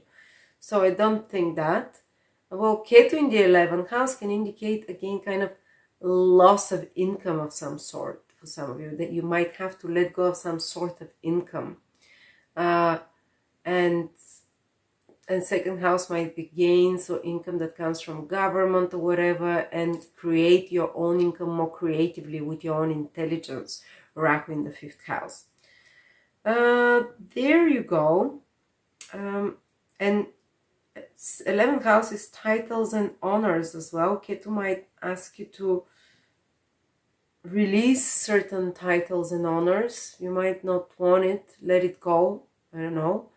Or some social responsibility that you can complete and let go of and release. That's another possibility with Ketu in the 11th house, because you really want to do your own thing, and you really kind of are passionate about exploring new visions, new talents, new creativity, more personal things, rather than, you might even lose interest towards the bigger picture in the world, like, let's say, not the bigger picture in the world, but what's happening socially, economically in the world, because you're developing some passion here, some passion of yours. And you're learning not to be so dependent on the opinions on others when Ketu is in the 11th house. That's why you might clean off your Facebook with certain people, or your social media, you let go, because like, I don't want to be part of those people, while you are creating new contacts here with Jupiter in the 3rd house. And creating, you might let go of certain clients, of certain followers as well, while creating new people that you're more philosophically aligned with, and expanding your network with new such people, but letting go of old ones. So there's both processes that are happening here. And not to be so attached to what others think, or to what society expects from you, to definitely to be more independent. The 5th house is a very independent house. It's a Leo house, creating your own kingdom, not caring where society is going or what they expect from you. Do they want you to be hijab? Do they want you to be not? Whatever. Do they want you to conform to this one kind of a line of action? And you're like, no, I'm going to do what I want. I'm going to be very unique, and I'm going to follow, and I want to become financially self-sufficient and independent. Saturn in the 2nd house. More self-regulatory, plus I have great ideas that I can do this, and I don't care where society is going or what they want from me now. So yeah, that's some of the good stuff. You can feel this especially strongly around when the eclipses are April the 30th, May, there is another eclipse, then October towards the end, the 25th, November the 8th. So the whole October and November, such themes that I was talking about, North and South Node. And you're basically walking more unique path, and learn to develop and learn to stand out, not to be afraid, not to be a sheep from the herd. The South Node in the 11th house tells you and asks you, don't be a sheep, don't follow everyone. You have your unique, individual, creative potential. You're co-creator with God. This is the 5th house. Rahu tells you, you have to own that creativity. You have to do what you think is the best thing and for you, and the most, the best ideas for you, rather than follow the herd like a sheep. So stand out, be unique, be a bit crazy even, with your voice to be heard, with your individual intelligence and individual ideas to be heard, even if they differ from what everyone else thinks about you. Because this is what This is how you're going to shine with this light of the 5th house, of uniqueness, of originality and genius. Okay, now let's see in January, start a little bit month by month. In January, Venus goes retrograde, guys, in your sign. Actually, in December already Venus goes retrograde, and it will be retrograde December and the whole of January till the last day of January. And if you have your sun, moon, or ascendant from 11 till 26 degrees in Capricorn, 11 till 26 degrees in Capricorn, Venus will be transiting retrograde over your sun, moon, or ascendant 3 times. So Venus will be in your first house in Capricorn in December, in January and February. Actually, those 3 months, I think already from November 2021 it goes there. So those 2, 3, 4 months, very powerful Venusian energy comes into your life. It's very positive even during the retrograde period in January, part of December. Venus can really, by the end of it, by February, you can notice that you become more attractive, which is Venus. You become more agreeable. You've attracted more beautiful resources to you. Again, Venus is connected to money. And it can, if you're in business or whatever, you could have made by February, when Venus starts moving direct, or by the end of February, more material, financial resources and money of some sort, more financial stability, and more beauty, more harmony around you. Some important relationship might have developed to a deeper levels during this period. So love usually comes to people more, especially if you're from 11 to 26 degrees. And Venus rules your 5th house of romance. Plus, don't forget, you're going to have Rahu in the 5th house, expanding your desire for romantic experiences, making you very passionate and desirous about that. And then the ruler of the 5th house at the same time of love, romance, enters your 1st house in December 2021, January, February. So during the retrograde period, you might kind of deepen some romantic relationships, or romantic relationship from the past can come back to be reignited and to be reconciled and healed. Not necessarily. I remember when I had Venus transiting my moon retrograde, 2 ex-boyfriends, when I started hanging out with them, I went back to my country, and I had a bit of a sour feeling there because I was hurt by them when we broke up. And it was like 15 years later, we met up, we hanged out, they told me that they were always in love with me, so it kind of was healing for me. I didn't hook up with both of them or anything like that, but it's kind of, we became friends and there was healing there. So sometimes Venus retrograde can do that. Sometimes it can bring a past love to restart it even. Or sometimes if you're already in a relationship, it can mean re-examining your relationships, trying to rekindle it, restart it, make it like more... and if there is something unbalanced in your relationship, you will definitely want to speak about that, especially during the retrograde period. Bring up things from the past and say, I want you to be more, to look more attractive for me, or I want you not to criticize me. Whatever it is that in the relationship is a bit off balance and you're unhappy, when Venus goes retrograde, you'd probably bring it up to address it so you can deepen and improve the relationship. And in only some very extreme cases, if there is no desire for collaboration, cooperation from a loved one, from the other side, the Venus retrograde period might be a time when you actually make a decision that this is the end of a relationship. Some important decisions are taken in relationship, but I've also seen relationships really improve, become more loving, become more, because both people say the things that upset them. They try to recommit to each other. They try to do more pleasant things like they used to before. And usually, if you're single, when Venus starts moving into Capricorn, it might bring you someone in January or November, January 2021. And when it starts going retrograde, it might be like a test of that relationship, or, having to have some important conversations where things are going and changing direction. And then if it's a good relationship, when it starts moving direct, you have really deepened that relationship somehow.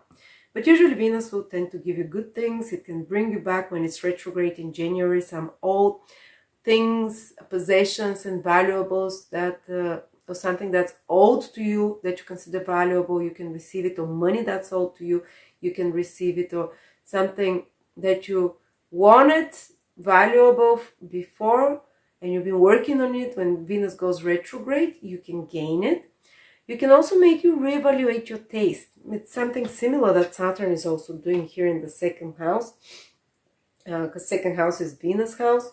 So it can make you reevaluate your taste in beauty, in art, in what materials you use professionally for your creations and for your whatever you're making, and even what your taste is to rethink. And plus Venus can give you more, at least while it's in Capricorn, more of the Venusian things in January and February, of good taste, good food, pleasurable experiences. And then when it leaves, you're mostly going to feel Saturn in the second house, which will kind of create more austerity there with those things. But also you can re-examine the food choices that you consider palatable and attractive when Venus goes retrograde. You can do during that period, change your physical appearance to be more attractive.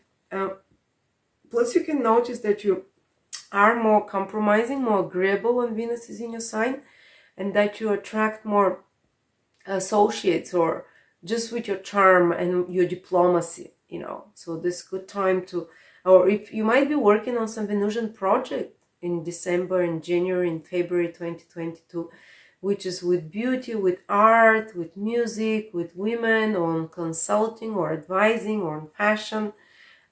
These are all Venusian, or with food projects. So if you have some business that deals with such Venusian or luxury goods, such Venusian things, you can bet yourself that during the retrograde period you're revisiting, redoing, putting finishing touches, perfecting the appearance of something, how attractive it is, whatever. Or with such project, if you're working consulting, advising with women, with relationships, with luxury goods, with amusement and entertainment of some sort, you might be working on some projects while Venus is retrograde, requiring to put 2-3 times more efforts, which are going to give their results when Venus starts moving direct in February. And you can pretty much be guaranteed that such Venusian projects will go quite well.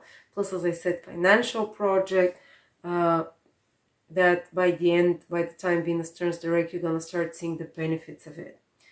Mercury is also turning retrograde in January. Guess where? Again in Capricorn. If you're the last 6 degrees of Capricorn, from 24 till 30, from 24 till 30 degrees in Capricorn, Mercury is retrograde the second part of January, from January the 14th till February the 3rd. It's going to be retrograde in your second house the first week. Then the second week, Mercury is going to be retrograde in your first house. So you might, this time in January again, also to reconsider finances, rebudget, replan. Certain expenses from the past can come back to be completed, and you might need to replan your finances and replan your possessions and valuables, which is what Saturn is also doing. And then Mercury goes retrograde the last week of January in your first house, and turns direct on February the 3rd, and will be in your first house basically for about 2 weeks, 2.5 weeks. So Capricorns, especially the later Capricorns, the last 7-8 degrees, 6 degrees, you might be very busy with some mercurial project around that time, writing, editing, speaking, websites, marketing, organizational activities, administrative activities, documents of some sort, arranging some plans that might not go according to plan, certain things, certain renegotiations, certain important conversations that you have to do. You have to be a bit cautious with travel, with the phones, with passwords, with cards, because there might be some issues there that you have to correct, or some problems that you have to solve. But usually I've usually, when I have Mercury transiting my Sun, Moon, or Ascendant, I'm working on some Mercury project, which means I'm editing, repairing, recording. For example, Mercury is retrograde over my Sun now, opposite my Sun, and I'm recording those videos. So it's usually you're working on something with extra details, with a lot of the retrograde planet requires 3 times more efforts, and you can do 3 times. If things move slower, the unexpected things that you have to cope with your plan that don't go according to plan, but still you're able to get a lot of mercurial work done, which is your skills with the mind, with writing, with speaking. So you will be dealing with very important month, January, you know, and the Sun is in your sign. Venus and Mercury are in your sign, and February continues to be like that. Venus is in your sign. So very powerful months for Capricorn, January and February, in a positive way. Despite the retrograde planets, as I said, the retrograde planet means you have to work extra hard at something. And yes, there might be some problems you need to fix, but you can be very productive. Even if things are a bit more slowed down, in February they start moving faster because Venus and Mercury start moving ahead, and you start to benefic in your sign, and Mars joins them. So you're going to have a lot of energy. Some of the most important things this year for you, some powerful new beginnings in January and February. You're going to witness them with so many planets in your sign.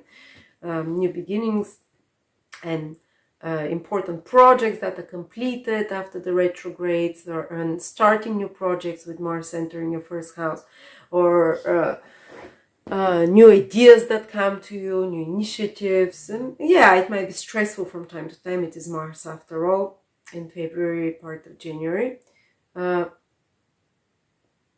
So yeah, so but that's one of the busiest time of the year for you. Then they start moving into your second house, and Mars and Saturn will move in March through your second house together. They'll meet together, so they can be the beginning of some new development with your finances, money, with a financial project, or with resources, new salary, or something like that. It starts in 2-year new cycle between Saturn and Mars, but it requires efforts. It's not gonna fall in your lap the easy way. It's gonna be through hard work, you know. Just be careful, because 2 malefics meeting in your second house have some loss of money or some financial difficulty possible around March and April. Some issues with the teeth as well, to some extent, you know. Just saying some of the more negative things that can happen, can be triggered. Then into April, we have Neptune conjunct with Jupiter in your 4th house. This conjunction happens once every 11-12 years, and usually some new beginning it gives in this 3rd house. So for you, it might be some new interest, which is to learn some skill, or some new interest to write, to speak, to communicate, some new marketing project or some media project that has more spiritual qualities to it, Neptune.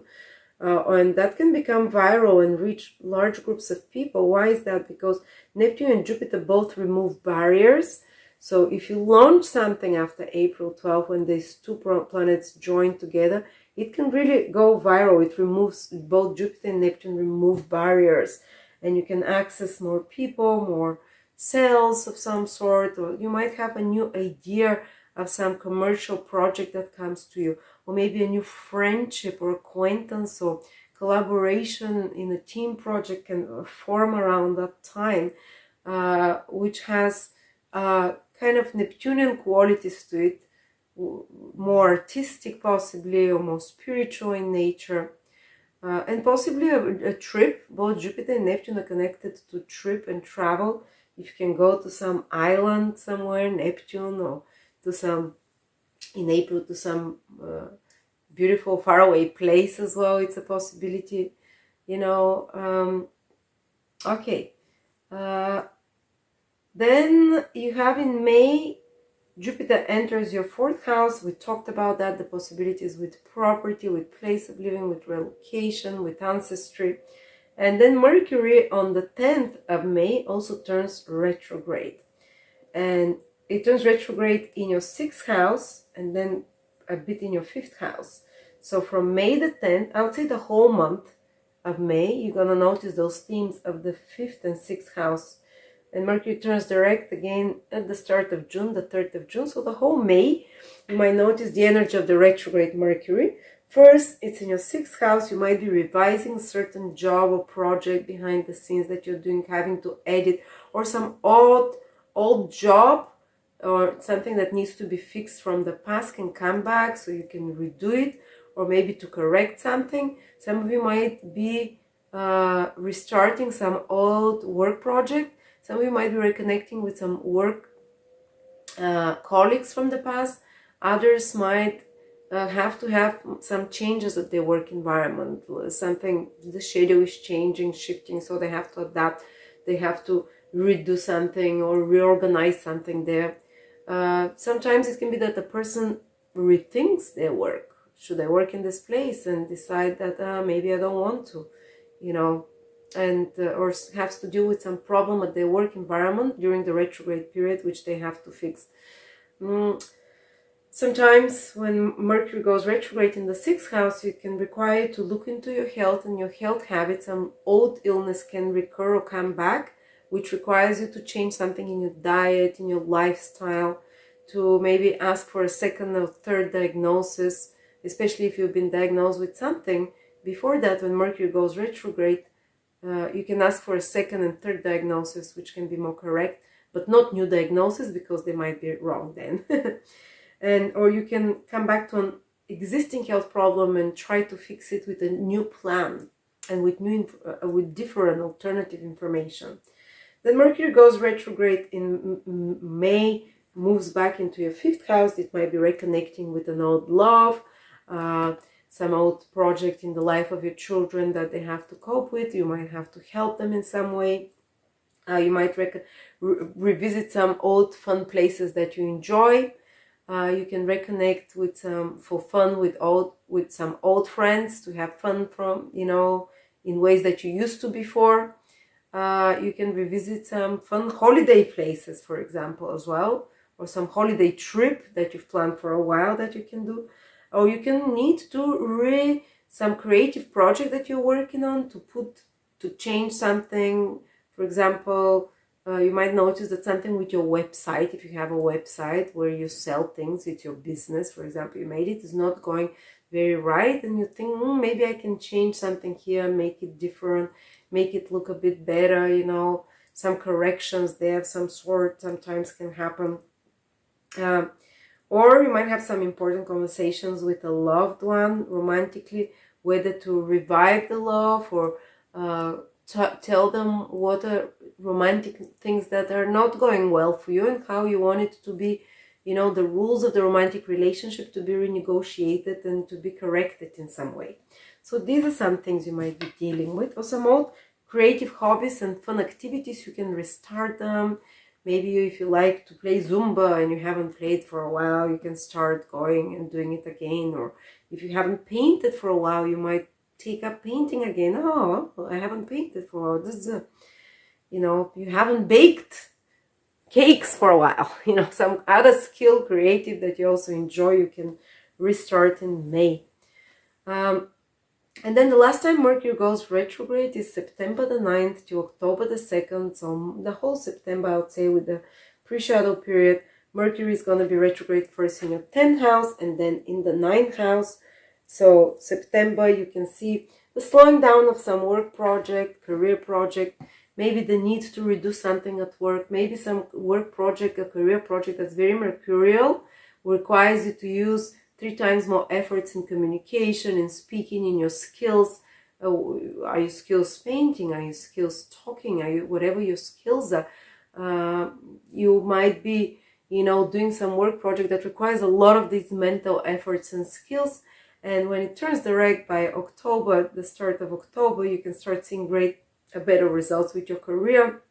You might have established more authority more through this project. Despite of it being more demanding. So this definitely September is more demanding with mental tasks and mental skills and tasks of any sort that you have to correct, fix, retry, redo. You might have some important conversations with authority figures or people in power, or father figures or bosses figures.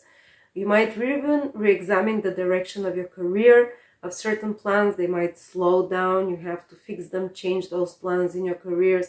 Or some of you might be required to refresh certain knowledge connected with their career and retake some exam, or, you know,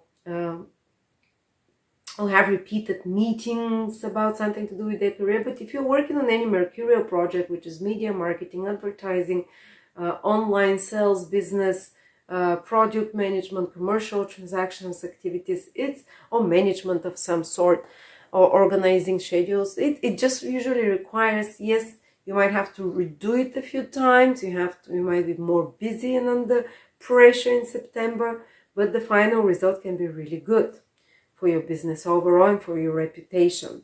Usually it is, because you've corrected something, made it better, and in October it becomes lighter and easier. And of course, Mercury is also retrograde a little bit in your 9th house in September as well, which means that maybe you're revising some documents connected to legal matters. Some of you might be revisiting an old place, foreign place from before. You might be reconnected with old friends from foreign places, or you might be working on some project connected to learning and or teaching, or you might have to be studying for an exam where you have to put extra efforts mentally, intellectually there, because 9th house is higher education. Or maybe you're working on some project of teaching or spreading knowledge, and you're putting the plan or the sales plan or the plan of action and redoing it and so on. And then another big thing is happening in September. It's the last very important event this year, is that Mars is moving into Gemini, into your 6th house, and it will be there till March 2023. So for 6-7 months almost. From the end of August, so September, October, November, December, January, February, March, Mars stays in your 6th house because it's going to get retrograde there.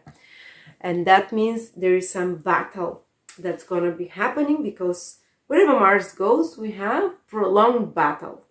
In your case, from especially intense, it might be in November and December, when Mars is retrograde, until the middle of January 2023. It might be some battle at work. It might be some battle or some very competitive project at work that you're working on, that you start. Maybe you start it when Mars enters Gemini at the end of the summer, or if you're in the southern hemisphere, at the end of the winter, and you're starting some work project. But when Mars goes retrograde, you have to put extra efforts to make sure all the details are right, to correct it, to fix some problems there.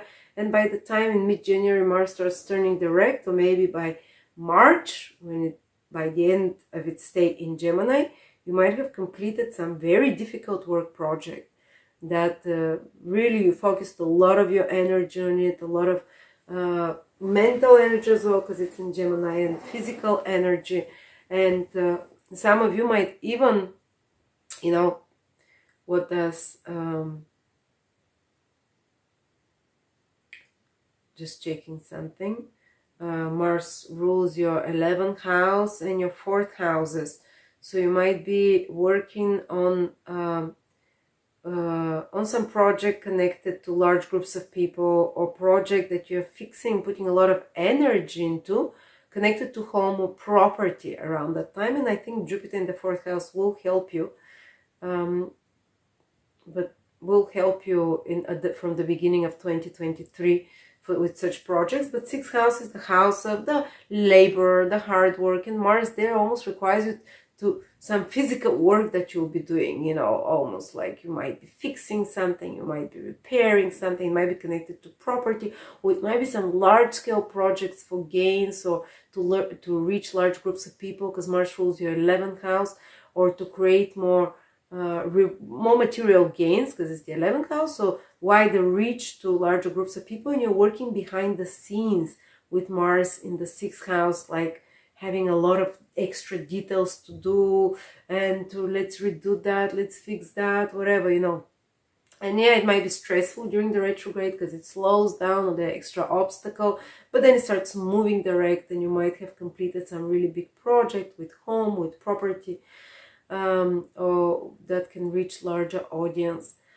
And Mars in the sixth house can, unfortunately, it can affect the health. Every time I would have at least a few clients when Mars goes retrograde in the sixth house contact me and say some more severe health problem is appearing, and usually Mars health problems are acute. And there's something that might be a rash, might be, and Mars is in Gemini. You have to be careful with the lungs and the alveoli, or kind of asthmatic and allergic conditions, or and unfortunately, no, this is also kind of, Mars can raise temperatures, rashes, accidents, and things like that. And you know, such, or viruses as well. Mars rules viruses, and that's why it's a good idea to really strengthen your immune system the summer before that, and to so you can overcome this Mars in the sixth house without the negative consequences. If negative consequences happen, usually the problem kind of becomes more intense during the retrograde period, and then it starts healing. But what is asked for you, whatever health problems appear when the sixth house is triggered, these are health problems that are caused by our lifestyle or the environmental pollutants. Maybe you walk like that so your back starts hurting. Maybe you're always watching the phone and here you have starting problems. Maybe you're eating too much fat. Maybe you're not eating enough living foods. Maybe you're having not good routines and health habits. And this is what Mars really wants you to correct while it's retrograde, to become aware of it. And one way to do it when it transits the sixth house is by triggering some health issue that is more acute. And the only option for you is like a soldier, like Mars, to really discipline yourself and to, for example, start taking the right measures, start eating healthy, taking supplements, research and dig deep into how with your own lifestyle choices you can change that. And instead of throwing all kind of medicine at it only, just to cover the symptoms, Mars wants you like a soldier to be not to have fear in the face of such things and to go and solve them, and it can help you solve it. And by the time it moves out of your sixth house, you can have a much better grab and much better let's say you might have perfected your health. Plus, a lot of people choose, I've seen sometimes when Mars goes retrograde and transits their sixth house for such a long time, to make a life change in their habits. They take up a workout exercise routine, they take up nutrition, or they become very passionate and vigorous into exercising or yoga or such kind of stuff, which can create more health, or which can create healthier habits, so to speak, especially healthier habits that requires personal willpower and efforts, which is what Mars is.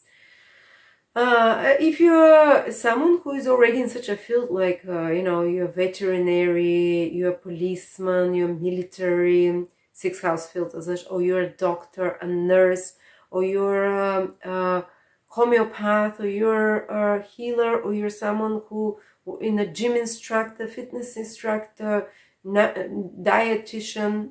It can just mean you're working some plan, you're restructuring your business or fixing some problems there and trying to perfect it, make it better during the retrograde period, and you're putting a lot of energy. You might be just very busy with your work if you work in those sixth house careers, or even Ministry of Services sixth house.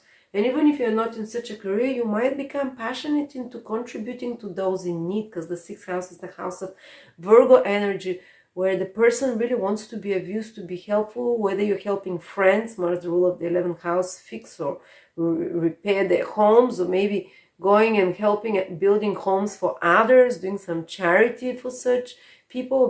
People, sixth house is all the marginalized people, those that are, in poverty, in crime, in ignorance. So you might be putting energy there into such project to help such people, some ministries of service or whatever. And that's good. That's one very good manifestation of Mars in the 6th house. Or the other thing, as I said, is home repair, something that's broken at home, because Mars rules the 4th house, fixing it. But it can indicate certain animosities that are happening between you and members of family, especially during the retrograde period in November, December, and Jupiter is not in your 4th house to improve the relationship there, because Mars rules the 4th house, goes retrograde in the 6th house of animosity and competition. So for a little bit, things with family, an extended family, or even with property can become more stressful, more difficult. And Jupiter is back into your 3rd house, so you cannot protect this 4th house that Mars naturally rules around that time. So around November, December, there can be escalations of such matters. So something breaking, having to be repaired with property and so on. This can also be a time where you take a debt, because 6th house is debt connected to property. Mars is the rule of the 4th house, and having to remortgage or redo something, especially during the retrograde period. And also Mars can ask you to tackle in a debt that you have already. And Mars says, and makes you the ambition, okay, I want to deal with that debt. I want to fix it. I want to, kind of get it over with faster. So you're redoing something, organizing something around that. This is another manifestation of Mars in the 6th house. Now, you have to be a bit careful with your work environment, because there might be more animosity, power struggles, and competitiveness with workmates when Mars is in the 6th house.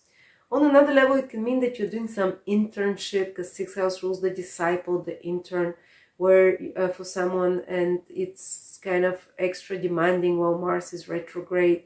On another level, 6th house is employees. It can indicate you might have some problems with employees that you have to fix while Mars is retrograde, or some old employees you rehire or you reconnect with them to fix something. But if there's people that you're hiring, for example, at your home, or a nanny or a cleaner or whatever, this is also 6th house people that you employ for some services. And when Mars goes retrograde, there might be certain delays with something they're doing, or certain complications and problems you have to fix there.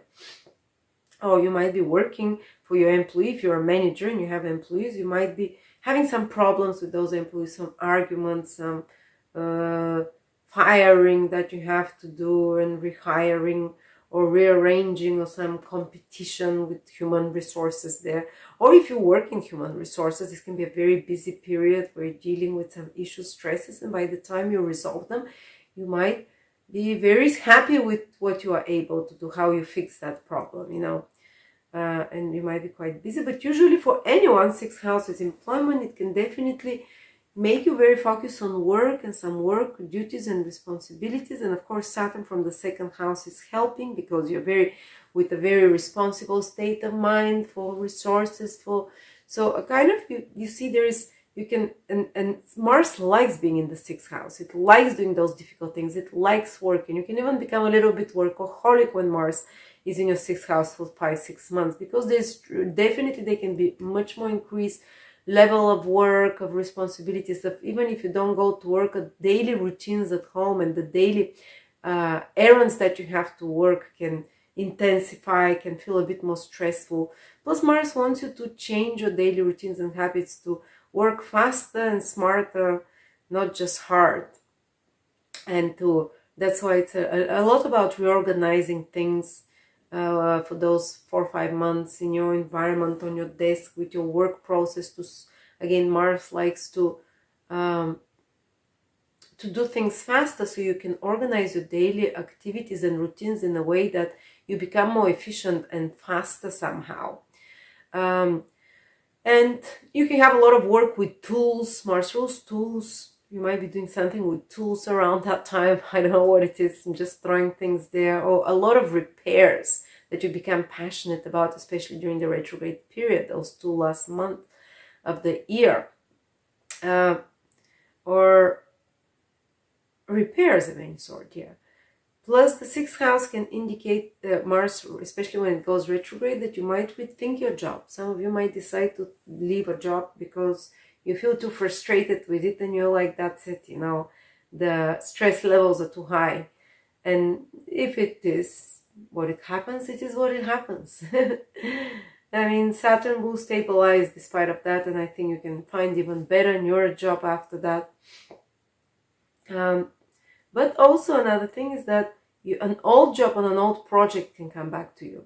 Maybe you applied for a job months before, or you thought about some project years ago and it comes back for you to be completed or to start it. So these are the things that Mars in the 6th house tends to deal with. Or another thing, 6th house is litigation. So if there's some animosity with an enemy, it's litigation, enemies, it can intensify when Mars is in the 6th house. Some battle that you're doing, you know, I don't know, divorce battle, court battle of some sort, or just animosity with someone can increase. But when Mars goes retrograde and after that turns direct, usually it means that when Mars is in the 6th house, you win over your enemies. So whatever, if you're fighting a court case or something, this can indicate that you're more likely to win.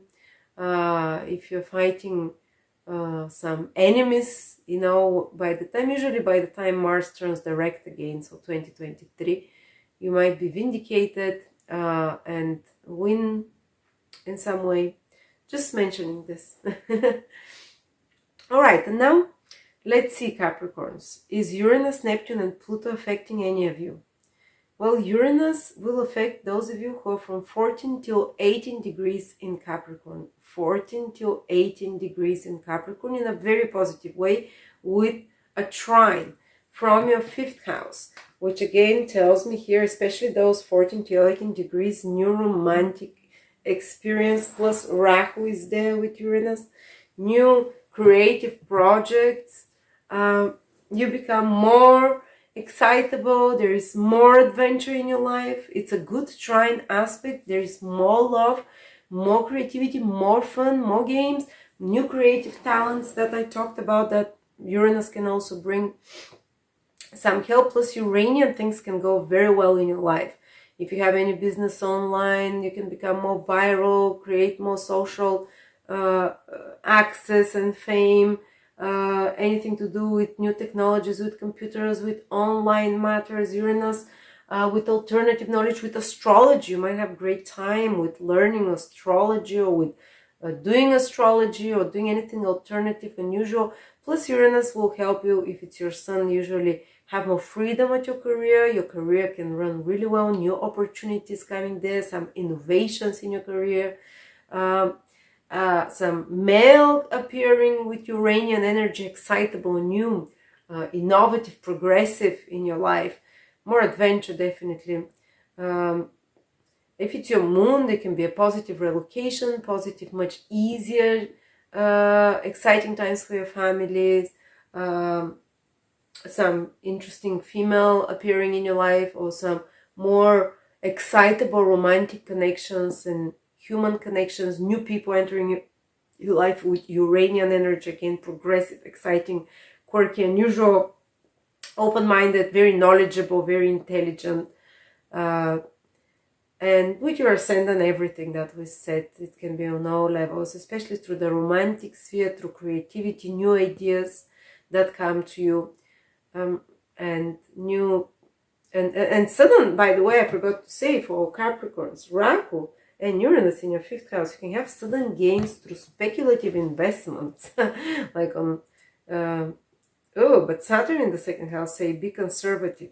But 5th house is gambling. So on some kind of a gamble, like lottery and gambling, out with Rahu and Uranus, they are out. You know, especially they join together in July, Rahu and Uranus. Around that time, I might play the lottery if I'm a Capricorn, because of Uranus and Rahu, which can, actually my brother has Uranus and Rahu in his chart, and he's made hundreds of thousands through poker, and he's really lucky at games of luck and such kind of stuff.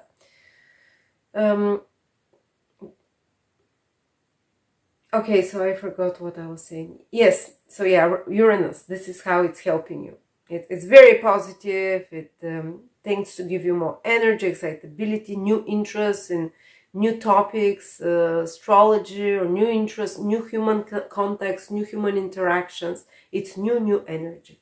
Neptune, how is it affecting you? With the sextile from the third house, if on those of you who are from 22 to 25, 26 degrees in Capricorn, they again very auspiciously influenced by Neptune. The good side of Neptune is you become more romantic, you become more spiritual, you become more ideas, you start downloading intuitive, almost like you can your intuition increases in a correct way, because Neptune is very intuitive.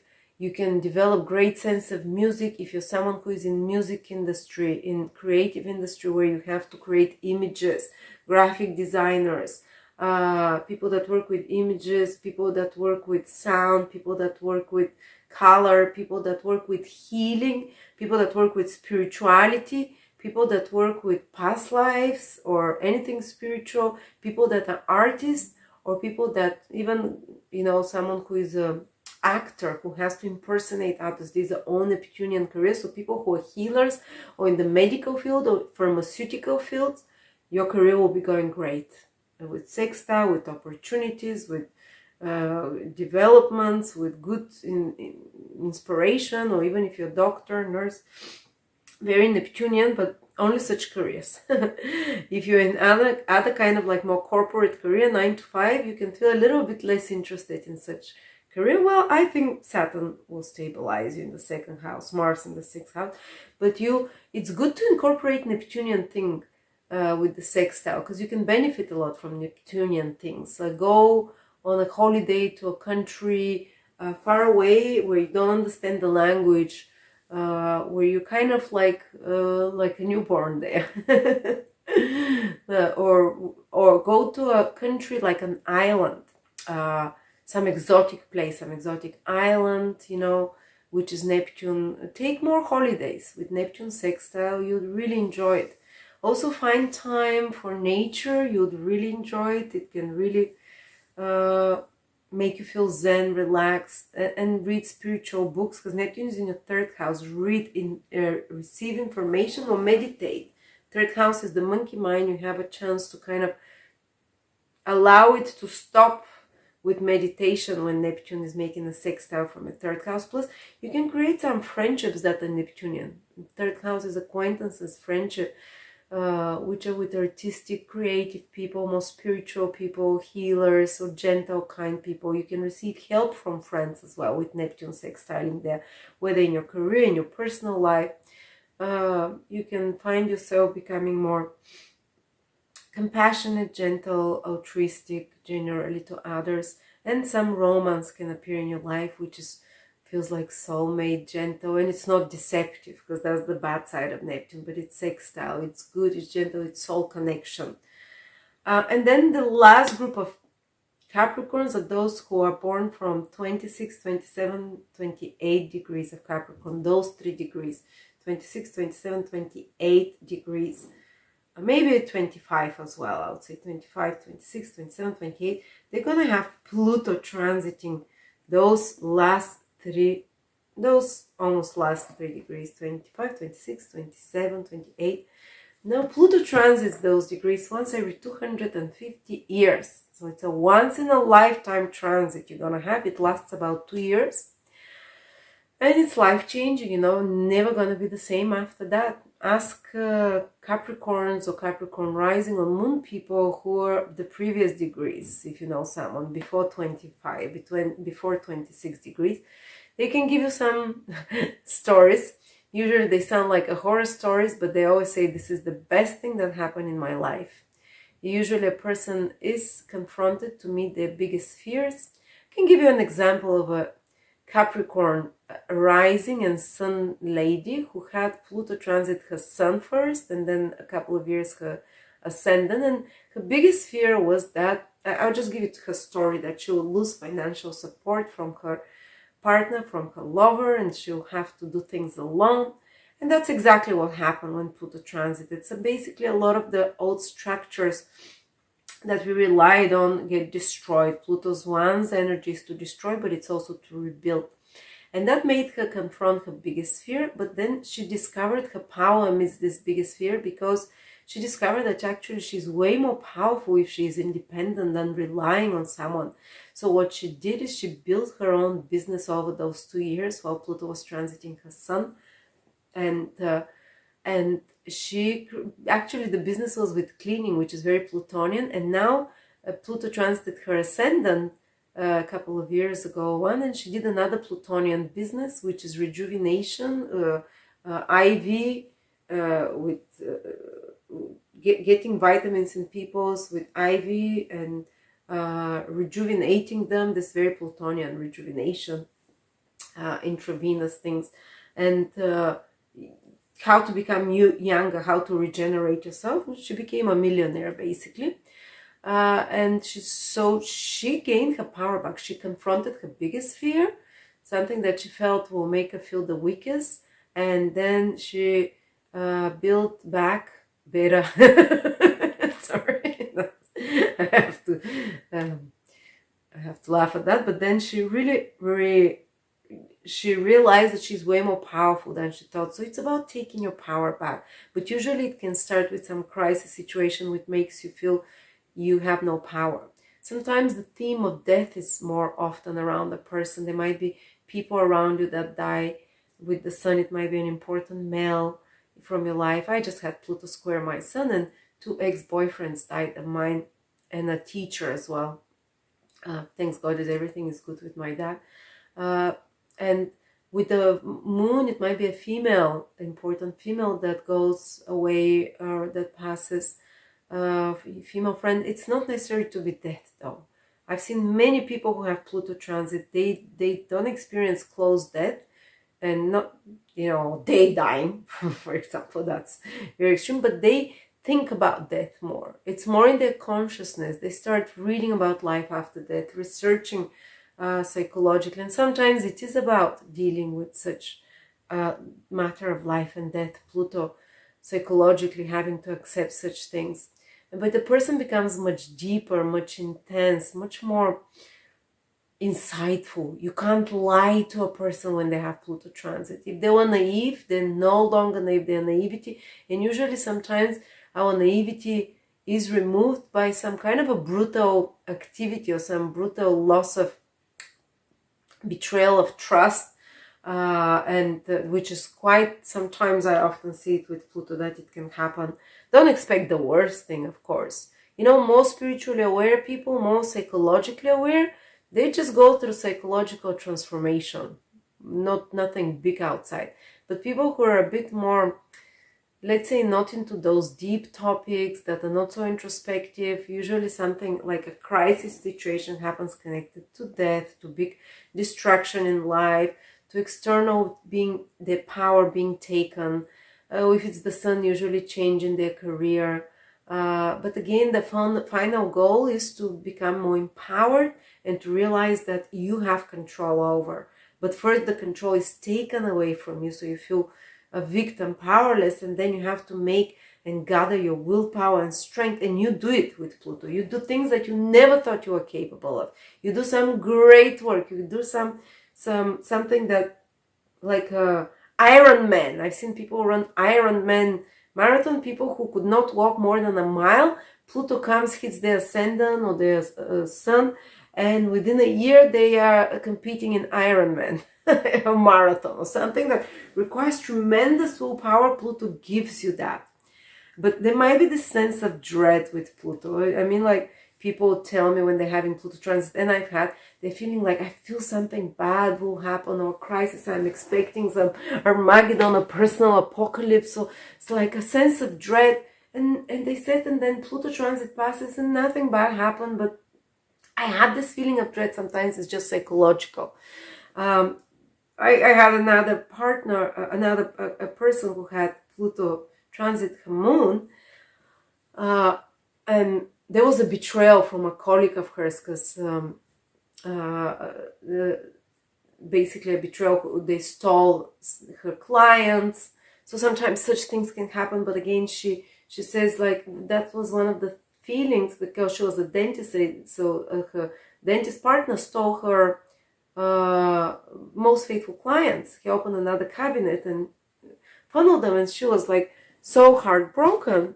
And she said, but then I realized that they all came back to her over the course of the year, and even new ones came. And she says, I realized the power was in me. So again, there's like something of taking your power, but then realizing you can make it even better, and you have strong power within yourself to create a new reality for yourself. Sometimes it's a feeling of death of the old you, the old ego. That's why often there might be important big separations, like with an old career, old identity, a person in your life. When it's the moon, it might be interpersonal relationships that are tested and even destroyed. And, and you're like, who am I without this relationship? Or who am I without this family? Or, and it might be also big relocations when Pluto transits the moon. Changes or big restructures of a home, big home projects. Or it might be sometimes with health issues with Pluto. The health issues of Pluto are connected to cysts, because some toxicity is coming from the body. They're connected to cancers or anything that is kind of toxic base. So toxicity, you have to detox. When you have Pluto transit, the body detoxes itself naturally, or you have to help it somehow. So doing any detox is fantastic for you. So yeah, read more deeper books, do some family constellations, do some psychological work with a psychologist. Pluto helps you release a lot of toxic feelings from past or even past lifetimes, and some kind of obsessions and compulsions can bubble up, panic attacks, because your androgen also overstimulated. The fight or flight response is very strongly triggered when you have Pluto transit, and you can feel like you're gonna explode, but this is your body actually in your astro. It's pressing, there's like a feeling of pressing here almost, but there's astral pressure almost here on your solar split to remove the toxic emotions from past lifetimes and early childhood of any abuse and abuse of power. So it's squeezing it out either through fevers, through cystic conditions. I was having with cysts and stuff, or through exercise, physical movement of some sort, or you might have like emotional explosions at times. Like you might feel like, oh, it's too much. The feelings, the intensity is so powerful. And there might be some power struggle with someone, some manipulation game that's happening, some control power struggle that you're doing, of battling with some darker forces that are unfair in some way. But again, Pluto wants to tell you, you got this, and you're not a victim. You can be very powerful yourself, and in an extreme case scenario, you can get involved yourself in some dark things yourself. But usually people get more fascinated with forbidden, taboo things, taboo sexuality. They can experiment in sexuality more, especially with S&M and power domination. They can get more interested in the occult and conspiracy theories and life after death, and such topics that are a bit icky, that are a bit scary and taboo. But that's one way to overcome your shadows and your fears, by confronting them and learning more about those things. So that's the best strategy while Pluto is around. So thank you so much. This is for all of you Capricorns. I think you'll get a lot of things done on the material level, financially, with your work, and we've covered, I think, that there are a lot of influences, as you saw. It's not one concentrated area of life. They're all over the place as possibilities. I hope that you get to use the best of the vibrations and get to experience the highest manifestations of those planets. Thank you.